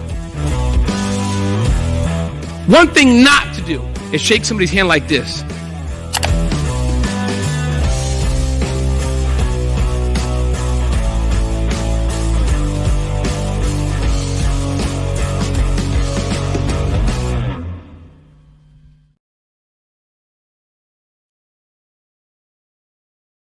Artist to me is a creative expression of something from nothing. You know, it explodes onto the canvas, or it explodes on in my work. One of the things that I try to do more than anything is I try to just give the lines and the movements and emotions and expressions into what I do. Art really means to me a chance to express how I feel deep down inside. Most of my art begins as a thought that I might have, you know, whether it's sports, whether it's history, whether it's a woman or a man. It pretty much starts as an idea of thought before I get into the actual image of what I'm going to draw. I do a lot of historical pieces. I was a history minor in college, and I love to do history pieces. And a lot of times I'm thinking about history, and then I try to make that history impact you as you look at it. That's one of the reasons I do pictures so large. You know, people ask me, why do I do the pictures so big? And I tell them, I want the piece to impact them as they're looking at it, to kind of dominate them, dominate their space. And most of my pieces I try to do off page. I don't try to do anything that's going to be in those four corners or in a square. And I want your imagination to be a part of the piece that you're looking at.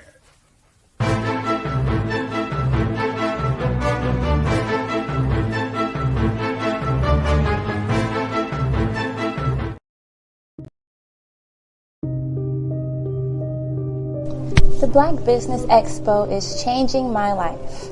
This year, they are giving away laptops and even $5,000 in cash to students just like me. I'm Alexis, and I want to go to college to fulfill my dream of becoming an entrepreneur. Help the Black Business Expo going to www.blackbusinessexpousa.com and also becoming a vendor, a sponsor, or donating.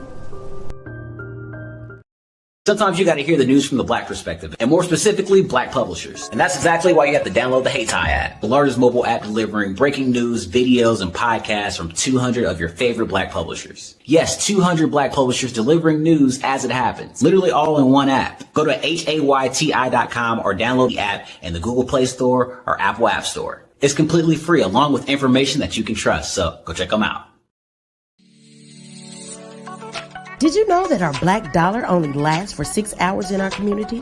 Yet other communities, their dollars last for 19 to 30 days. The Black Wall Street Nation. Black Wall Street Nation. Yes, that's why we created the Black Wall Street Nation. Black Wall Street Nation is a centralized directory available to all Black businesses across the world. It was created for businesses like you, the ones that want to start and the ones who have a dream that have already started, such as businesses like Drop in a Bucket Productions, Valito Foods, Sugar Tea Branding Firm, All the Dazzle, Bun Cakeaholic, Miss Riot, and you. We'll have marketing, seminars, and some funding coming soon just for you. So, we want you to come and join us. www.blackwallstreetnation.com. See you there.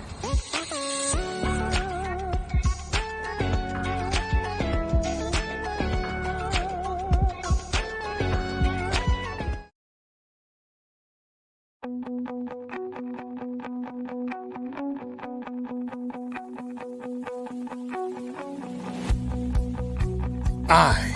am Black Business. From the moment I wake until the time I sleep.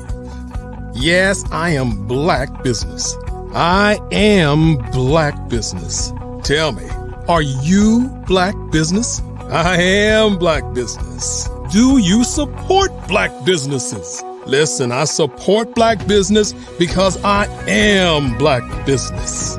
Black Business Expo, one of the largest business showcases in the history of Black business in the world. The world! Sign up today at www.blackbusinessexpousa.com or call 919-308-9090. I am Black Business.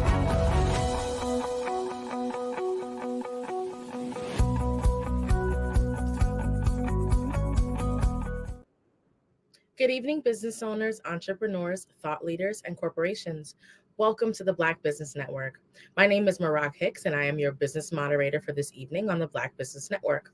The Black Business Network is a 24-hour business network showcasing Black businesses, business owners, entrepreneurs, and thought leaders worldwide. We have speakers from North Carolina, London, Singapore, Africa, Japan, and cities all over the United States. The Black Business Network is a global community sharing its business knowledge to empower, inspire, and educate businesses about business. Our next speaker is Lori Mitchell. Lori Presley Mitchell has been in technology since 1996, working at that time as a systems administrator and a respiratory therapist. As she continued to work in her dual roles, she decided to obtain a degree in technology. Lori graduated from Pennsylvania State University in 2002 with a bachelor's degree in information systems. Lori has concentrated her tech career in healthcare and understands the power of technology in organizations. She has worked as a consultant for 3 years before opting to become a part of the Cedars-Sinai Medical Center as a senior application specialist. Lori Presley Mitchell is the founder of Black Women in Technology LA. As a newcomer to the Los Angeles technology community, Lori noticed a lack of participation by women of color. Her goal for Black Women in Technology LA is to provide a space for African American women to develop relationships, opportunities to network, professional development, and technical know-how. Black Women in Technology LA is recognized as a nonprofit organization, and Black Women in Technology LA is currently seeking a 501c3 designation as a charitable organization. I now present to you Lori Mitchell. Hi, Lori. Hello. How are you? I'm fine. How are you? I'm doing well. Thank you so much for joining us this evening. You're welcome. My pleasure. Of course. So I'm really excited to speak to you. I think this is going to be an interesting conversation for us to have, just because my work and the work that I directly do is I hire engineers. So I speak to technical people all day long and in the interview process. And so I would love to hear a little bit about you and your background. So I have some questions for you. I hope you don't mind. The first question that I really had for you was around the mission for Black Women in Technology. Well, our mission is ultimately to get more Black women into tech. And the way that we do that and the means that we do that is very important. And that's what's part of our mission. Got it. So when you think about that, you mentioned Black women in technology. Is that your target audience, or who are your primary beneficiaries within the Black women in tech community? Well, we target Black women specifically, but no one is left behind. It doesn't matter who it is. If they come and they want to be a part of the organization and state that they want to learn how to break into technology, or they want to know how to transition their career, we are all for it, because it's the more women we have in tech, the better off tech will be. Gotcha. So you talked about anybody is welcome, but welcome to what? What sort of programs does your organization run, and what do you offer? Well, right now we're a Google Grow with Google partner. Okay. And being a Grow with Google partner enables us to offer certificate and diploma programs for Google tech that they have out there. For example, you become a digital analyst, a data analyst. You become a cybersecurity expert or IT worker.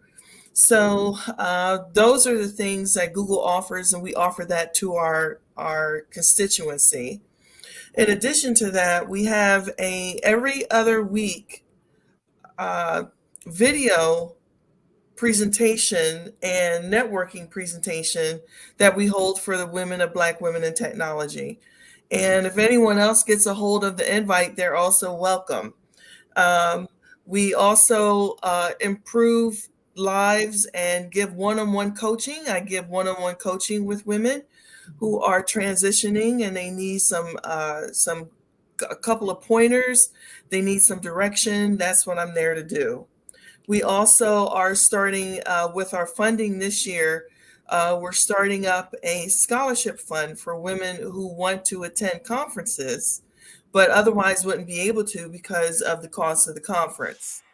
So we want to get us more involved in everything that we can so that we can be represented in tech. Got it. So you have a really, really, beneficial mission, and you're literally working on programs to help African American women and Black women who are interested in breaking into technology. Where do you see the company going in the next 5 years? Well, in the next 5 years, that's interesting that you bring that up. I would love to go into workforce development. Go into workforce development. Excuse me. It's okay. With women and Black women in particular, and apprenticeship programs. Apprenticeship programs, you work at the company and then you get the job at the company. I would love to make sure that we get involved in that, to be able to direct women to those types of programs so that they can become gainfully employed. Becoming gainfully employed in technology changes your life. It changes your life because it changes your economic bottom line. So we want to make sure that we get more of us into tech so we can increase ourselves economically. That makes a lot of sense. Let's talk a little bit about partnerships and collaborations, because you did just kind of mention how you're hoping to get to a space where you can do apprenticeships and new grad and internship programs with partners. What are some of the partners that you're currently working with, or do you collaborate with other tech companies or institutions at the moment? We do collaborate. Right now, we're a Microsoft partner. Like I said, we're a Grow with Google partner, and we're looking for more sponsors and partners. So if there's anybody out there that wants to be, a partner with Black women in tech, I'm all for it. All you got to do is just let me know. Awesome. So with that, a company who would love to partner with you really wants to hear a success story. So tell me or share a success story or a significant impact that your organization has had on Black women in technology. Well, there's one woman that comes to mind. She's now on my board. She started not in tech at all, no tech at all, but with a desire in tech. And now, besides being on our board, she is a digital tech wonder. She got in tech. She took programming through Udacity and got a diploma and certificate, and has been able to start her own company. She works as a consultant. She's really blossomed as a woman in tech, and I couldn't be more proud of her. That's amazing. That's amazing. So let's address a bit of an issue. So we know that there is a disparity in the number of African American women who find themselves in the technology industry. What are some of the things that you're noticing that is showing to be a blocker for more Black women to get into the industry? And what are some things that companies can do directly to make sure that they're increasing more visibility or allowing more Black applicants into their processes? I think one of the things, because I look at myself, I've been in technology for over 20 years, and the highest position that I've had so far is a director, which is fine with me. I now work as a senior analyst, but one of the issues is everybody knows it as imposter syndrome. And being there and not believing you should be there.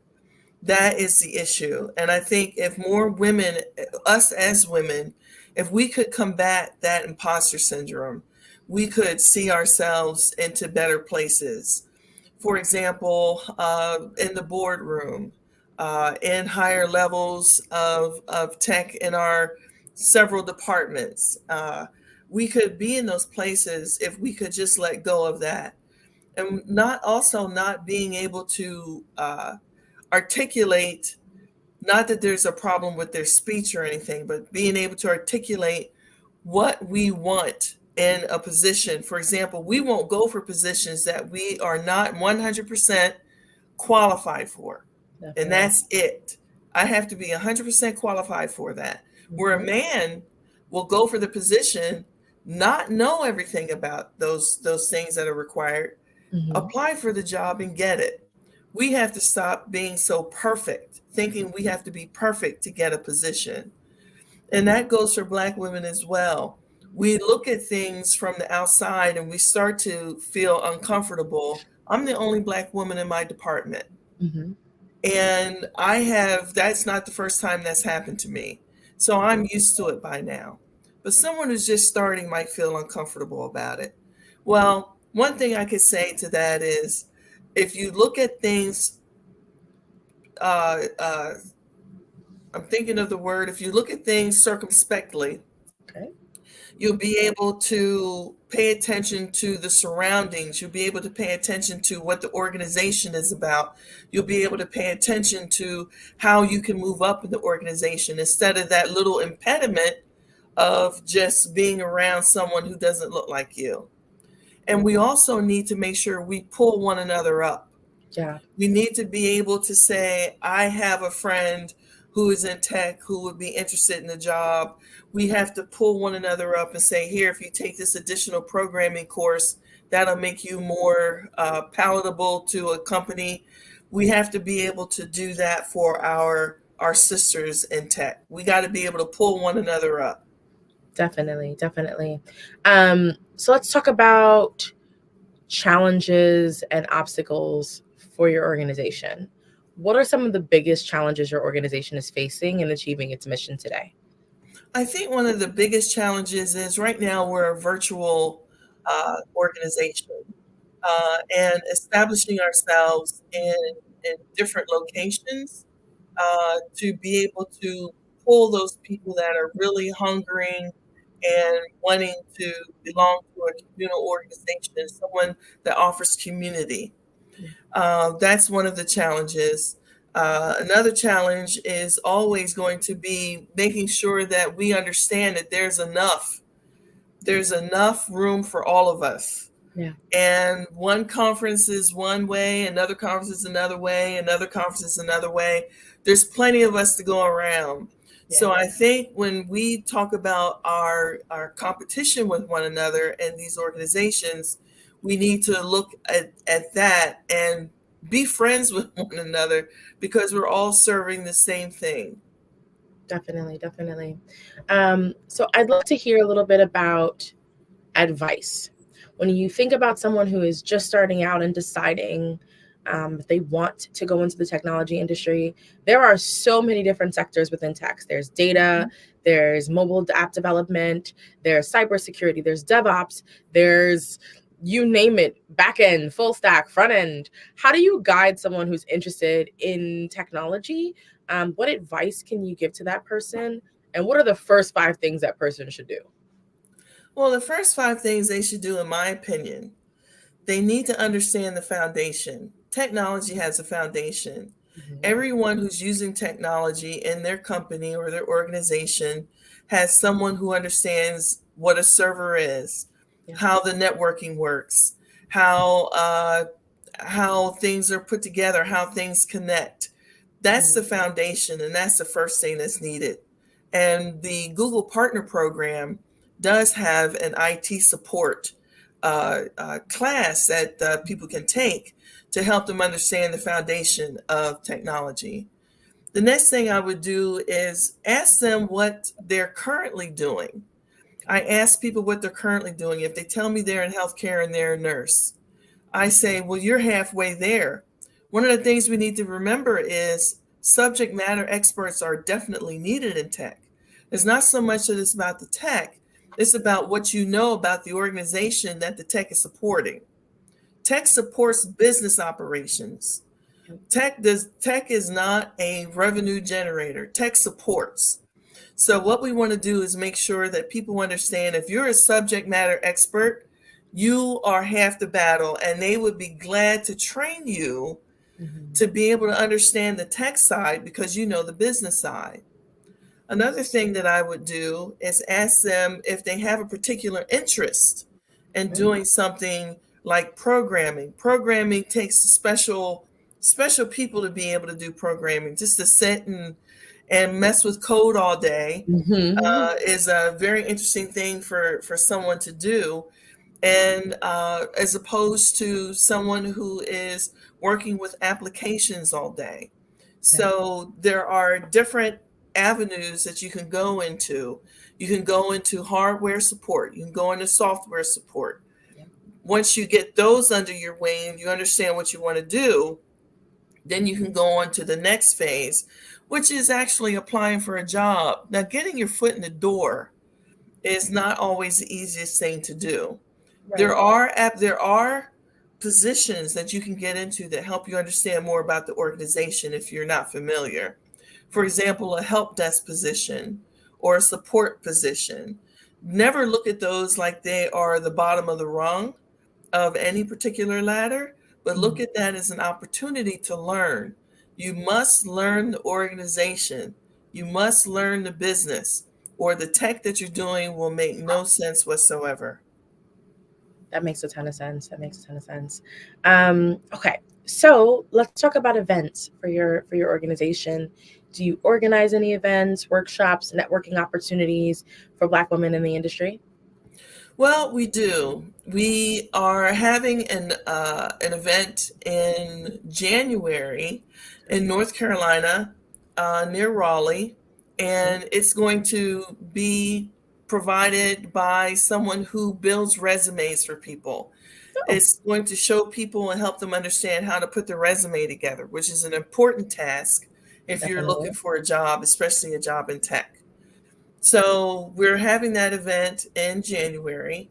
We're also going to be working with a group, two other nonprofits for an event called Love AI Con.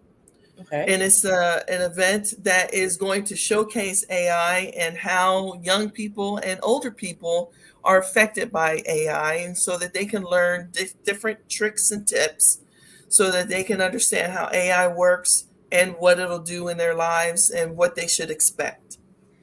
We also have our, like I said, our every other networking event, every other week networking event where we come on and we share our stories, we share our questions, we share our experiences to help one another as we continue to go through this this journey, which is called tech. Got it. So you mentioned sharing opportunities and sharing experiences and connecting. One of the things that I've learned just in my career, generally speaking, is having a mentorship is of the utmost importance. Are there any programs directly relating to mentoring younger up and coming engineers, maybe high school students? And if so, what do those programs usually encompass? We don't directly have a program for mentorship, but when we do get on that networking call, that's the opportunity that a lot of the young women and even the middle-aged women have been taking advantage of to be able to get their moments with me and other women that have been in tech for a long time. So I'm also available through email and answer emails to make sure that women are encouraged to follow this path. Got it. So you mentioned something earlier, and it has been named or starting to become the future of technology, and that is AI. What are your thoughts on AI? And what are your thoughts about someone trying to break into that industry at this time? Well, my thoughts are it's here and it's not going anywhere. And if we don't get on the bandwagon and understand how it works, how it will one day possibly displace us in our jobs, then we're going to be in trouble. We need to make sure that we understand the nuts and bolts of it. And anyone who wants to go into AI, there's a couple of parts that we need to consider. We need to consider the back end, how it's all created and all. So what we need to do, they need to be engineers, and they need to be in data analytics, and they need to be, in machine learning. They need to know how to work with big data. They need to understand how all of that works in order to create an AI. They need to be heavy in programming, very heavy in programming. So we need people to be able to work that particular end of things. And then there are the end users. The end users are the ones that are working behind the scenes, working in front of the scenes using AI. For example, when I sent you those 10 questions, I went straight to ChatGPT. And so we need to understand how we can use these tools, because they're nothing but tools, to help us support our businesses, to help us support what we do at work. It's a support mechanism, and it's something that we need to understand how to use. Definitely. That makes a ton of sense. So we talked a little bit about what up and coming engineers can do to start the process of becoming a part of this career in this field. I would love to talk to you about your direct background. So I took a look at your LinkedIn, and you have a wealth of knowledge, and a lot of your experience has directly been in analytics. What was it about data analytics that kind of drew you to it as a subject matter? And now that you've done it for some time, what are some of the changes that keep you inspired about staying in the field? One of the things that keeps me inspired about staying in the field is the fact that there's so much good that can come from it. And you mentioned data. If you look at data, data tells a story. Yeah. If you want to know what the story is for an organization, you look at their data. You pull that data and you help it to explain what's going on, from a pie chart to a tree chart, to all those things.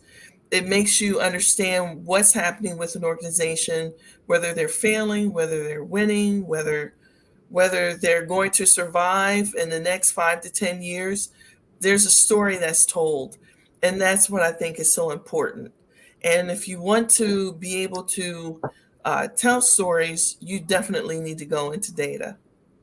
Got it. And what drew you to data analytics versus any other technical realm when you got your start? What was it about that subject that made you inspired then?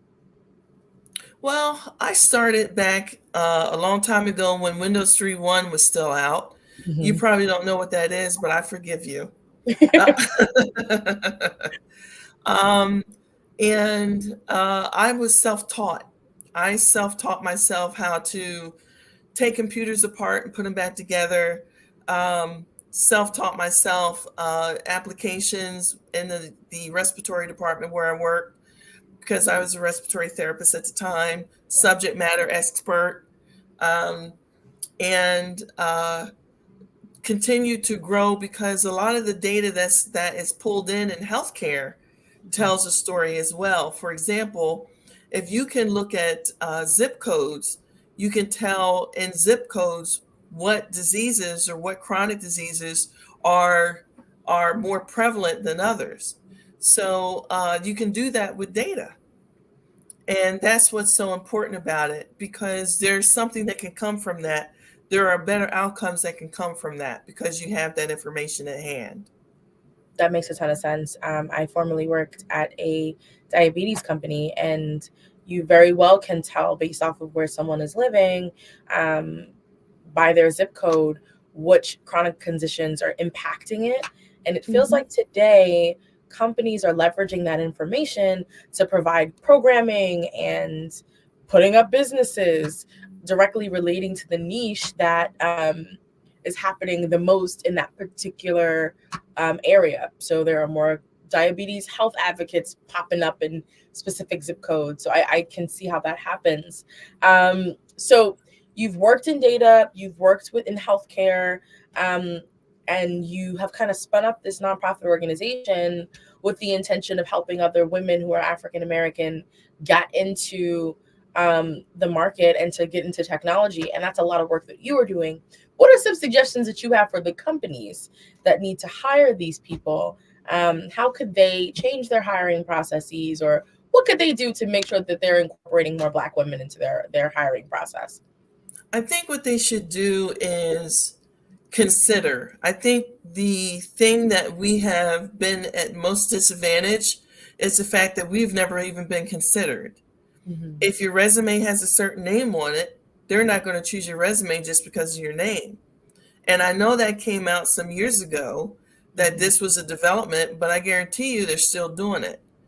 So I think just to be considered is enough for us to be able to get our foot in the door. I think it's important for companies to understand to have a diverse workplace, a diverse company with diversified employees will help their bottom line. Merely because if I tell someone where I work and that company makes a product, they're probably more apt to go out and participate and buy that product. Buying that product increases the bottom line of the company.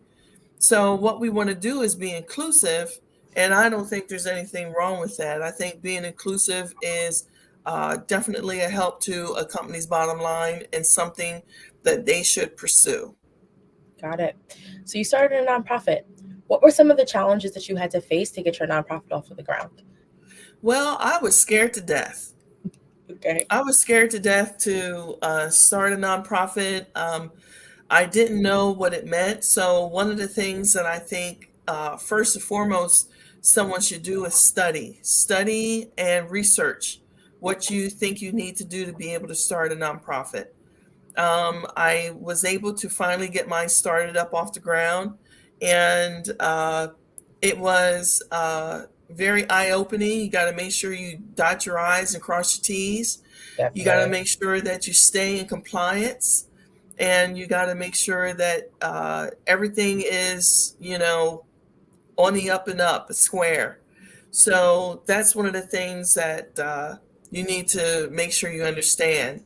And another thing about nonprofits, as we just saw with OpenAI, who is a nonprofit, the board can dismiss the executive director or the chairman without. So you got to be careful who's on your board. You got to choose your board carefully. Definitely. So that's another thing that needs to be done. But researching and understanding what you're getting into is the main thing that I think should be done. Got it. So you're currently operating in the Los Angeles area. What was it about that particular area that made you decide this was where you should be establishing your nonprofit? Well, I went to Los Angeles in 2013 and have since moved back to Pennsylvania because of the pandemic. Right.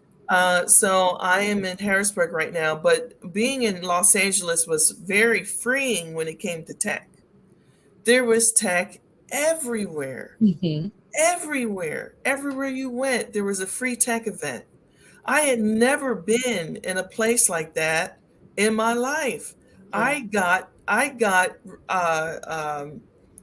event fatigue because I was going around to everybody's event. I eventually became to be very known. They knew I was going to show up.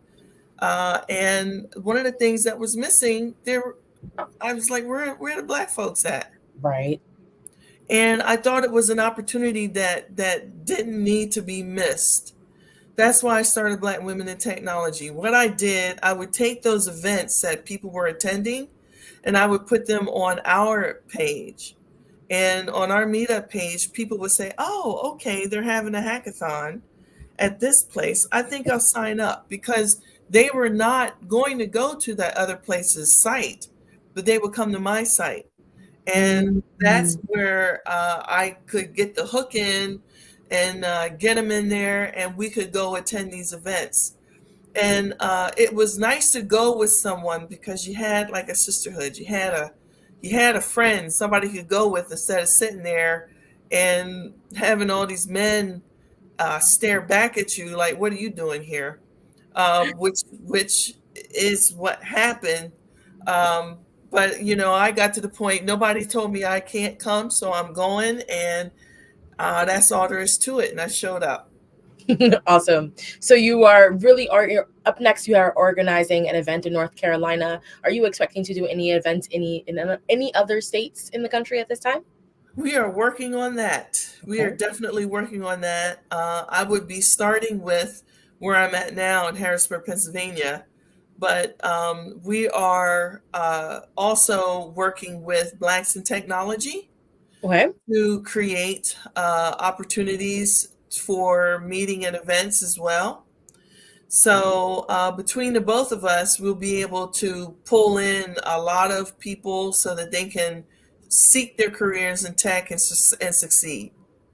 Gotcha. And then Pete, you are talking about finding partnerships with other organizations. Are there specific types of organizations that you want to partner with? And if so, what are those types of organizations? Well, I think since we support Black women are not monoliths. We are very, very vast in our beliefs, our understandings, our things that we go through, things that we're looking for. So any partnerships with organizations that look at the Black woman as a whole are, those organizations are important, because there's no reason why Black women in technology can't have a mental health event, or include mental health in a tech event. We'll show you how to code over here, and over here you can get some mental health, because that code's going to drive you crazy. Yeah. So there's no reason why an organization should shy away because we say that we're a tech organization. We're a Black woman. We're a woman organization, and we support women. Amazing.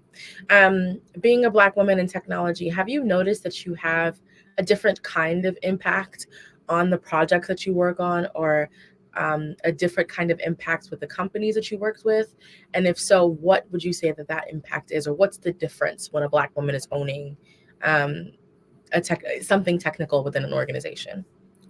Well, I think the things that I own now for the company that I work for, I think I put my own spin on it. It's not necessarily like it's an urban spin or anything. It's just that I have experience. I have experience as a Black woman working for a company, and I think that's what's the most important thing. I think when you take everything up above the gender, the sex, and take everything above the race, it's only tech. It's only tech. And I think that's what we need to see. We need to see the tech.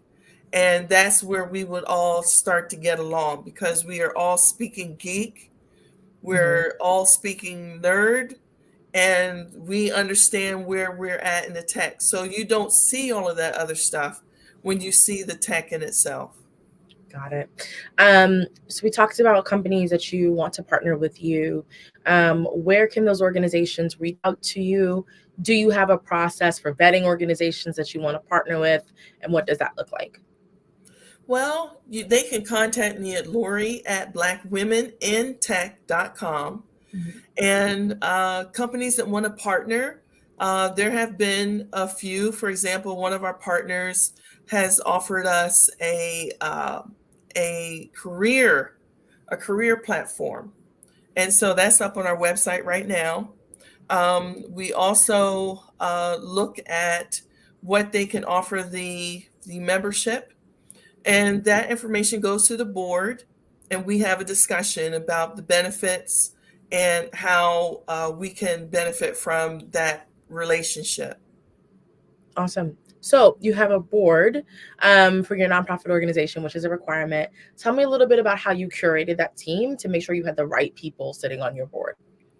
Well, It was interesting. Like I told you about the one young lady, because of the work that she has done in tech, and because of where she came from not doing anything into doing these great things now, her own company and all, showed growth. And we need someone with a growth mind. We need to have people who understand tech from the foundation. That's where our other board members come in, and so that they can speak to how technology works and how it works throughout organizations. So that's what we look for when it comes to someone being on the board. Got it. And are you openly looking for board members at this time, or what does that look like? Well, not at this time, but we will, as we continue to grow, we will bring on more board members. Got it. I see you have a careers tab on your careers page. Are you actively posting opportunities for other companies as well? Yeah, if you go to that careers tab, it'll take you to the platform, and you can go in there and search for a position. Awesome. So people who are interested in getting into tech have the ability to go to your website, find opportunities that are currently hiring, and then also get like resume advice, it looks like. Yes. That's amazing. That's amazing. Okay. The other question that I had for you was, what if one of your members had a newer idea about programming that you could offer? What does that process look like? Or if a company wanted to partner with you and create new programming, do you have a process or a flow for how you accept those ideas? No, there's not really a process or a flow. The easiest thing for them to do is to get in touch with me. Okay. And I'm definitely open. I think this is a membership organization, and as such, members are not to be herded like cats. They have ideas and they have dreams and aspirations, and I'm all for it. Amazing. Definitely all for it. Same thing for an organization that wants to partner. They can start with me, and we take it from there. Awesome. So you touched on your future plans a little bit, but in addition to that upcoming event, do you have any additional future plans that you would like to call out at this time? I don't. Okay. I don't. Not at this time. Still working on our schedule for next year. Okay. And getting that in place. Okay. Alrighty. Well, before I let you go, I would love it if you can kind of run us through where people can get in contact with you. How can members join you? Where can people find you if they just have questions? It would be great if you can shout all that information out. Okay. Again, my name is Lori Mitchell, and I can be reached at Lori, Lori, at blackwomenintech.com. You can also go to our website, which is blackwomenintech.com. You can also reach out to us through LinkedIn. I'm on Twitter, and I'm also on Facebook. So you can also reach out to me on there. We have a decent following on those social media platforms. You can even go to Instagram to find me. But Okay. I'm not a fan of Instagram. Okay, I understand. Some people like it, some people don't. It takes it's everyone's special cup of tea, I guess you can say. It depends on if they like it or not. Awesome. Yeah. Alrighty, Lori. Well, thank you so much for joining us this evening. Really appreciate the time talking to you and learning a little bit more about your nonprofit organization, and really seeing the work that you're doing to help Black women become inspired to kind of take new opportunities and to step into the tech field, and really nurturing and cultivating those relationships with women so that way they can see the impact of technology. I think the work that you're doing is incredible. Well, thank you. Thank you. I appreciate it. Of course, of course. And with that, genius is common, and I'll see you on the other side. Thank you. Of course.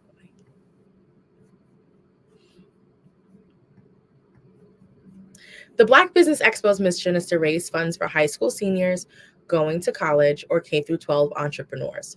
The expo is a fundraiser for students. You may go to www.blackbusinessexpousa.com to donate, or you can donate to the Cash App $BBXUSA showing on the bottom of the screen. Our goal is to give laptops and up to $5,000 to 10 students. Students who are interested can go online at www.blackbusinessexpousa.com. Every dollar counts, so we want to remind you to donate to the scholarship fund. We also want to thank our Black Business Expo USA sponsors for November of 2023. Our sponsors are NC100, Moody Capital Partners, Suede Soul, Lotus Riche Coaching and Training, The Hello LLC, Carolina, Virginia Minority Supplier Development Council, STEP Management, Barbara H. Smith LLC, Marjorie McLean Foundation, Genius is Common, 5-Star BDM Media, Earth Essentials, Melaine Shania Global, Executive Women's Success Institute, The Quality Coaching Company, Superwoman Business Services, Creative Force Studios, Lee Entertainment, Artistic App Design, Black Business Expo USA. And with that, Genius is Common, and I'll see you on the other side.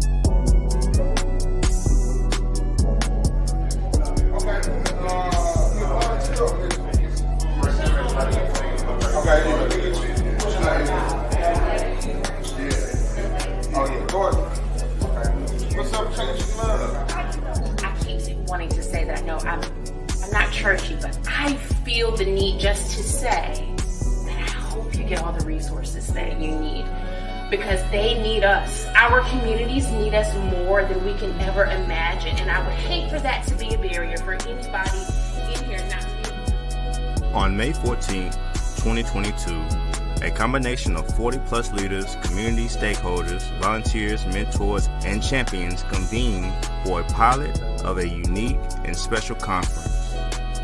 They call themselves the Cone Coalition of Like-Minded People. Like-minded towards liberation, fairness, and the idea that everyone in Rockingham County should thrive regardless of who they are or where they live. This 4-hour event was held on the campus of Rockingham Community College in Rockingham County, North Carolina, as a part of a design thinking project in partnership with Cone Health, MDC Rule 4. Several leaders convened from Rockingham County's nonprofit NC100. They came together to address some shared challenges and problems together while centering an authentic community voice, thanks in part to the grant funding from Kate B. Reynolds Charitable Trust, engaging in inspiration, imagination, and prototyping to bring this pilot to reality. The Piedmont Triangle Regional Council shared several job opportunities for the crowd to explore and share. Black-owned businesses were prioritized in hiring and supporting the collection of champions. To the food and snacks, to the folks trusting and documenting this event, to the child care provided by Headway Success Group. Forensics lab. So today is all about healthy mind, healthy body. And so we have the forensics lab set up, and so we'll have our display of our volunteers. So what they'll do, they'll get a chance to label. And of course, we have to have old school operation because it's just fun.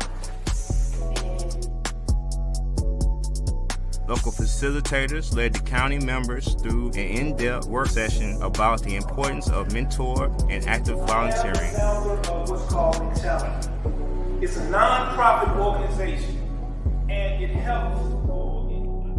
Rockingham Community Champions of Faith and Public Service grace our community members with shared learnings on this amazing Saturday in Wentworth. Crystal Galloway served as a brilliant and engaging mistress in ceremony. Reesville Parks and Rec Superintendent Quentin Robinson delivered a starring keynote address. And Tangle Moore of the Reesville Area Foundation was honored, along with a side of honorees on our first Portia M. Paris Cone Coalition Champion Award winner, given in honor of her memory and legacy as a tireless advocate and torchbearer for the marginalized or underserved. Help us reach our goal to learn more about building and strengthening the relationships of those who support mentors, volunteers, and young people, especially in the ages of 12 to 22, building the community capacity to support those in need of training, resources, and storytelling, finding ways to create and maintain a healthier Rockingham County and beyond. Want to know more about the Cone Coalition? Contact NC100 via Facebook at NC100 or www.nc-100.org.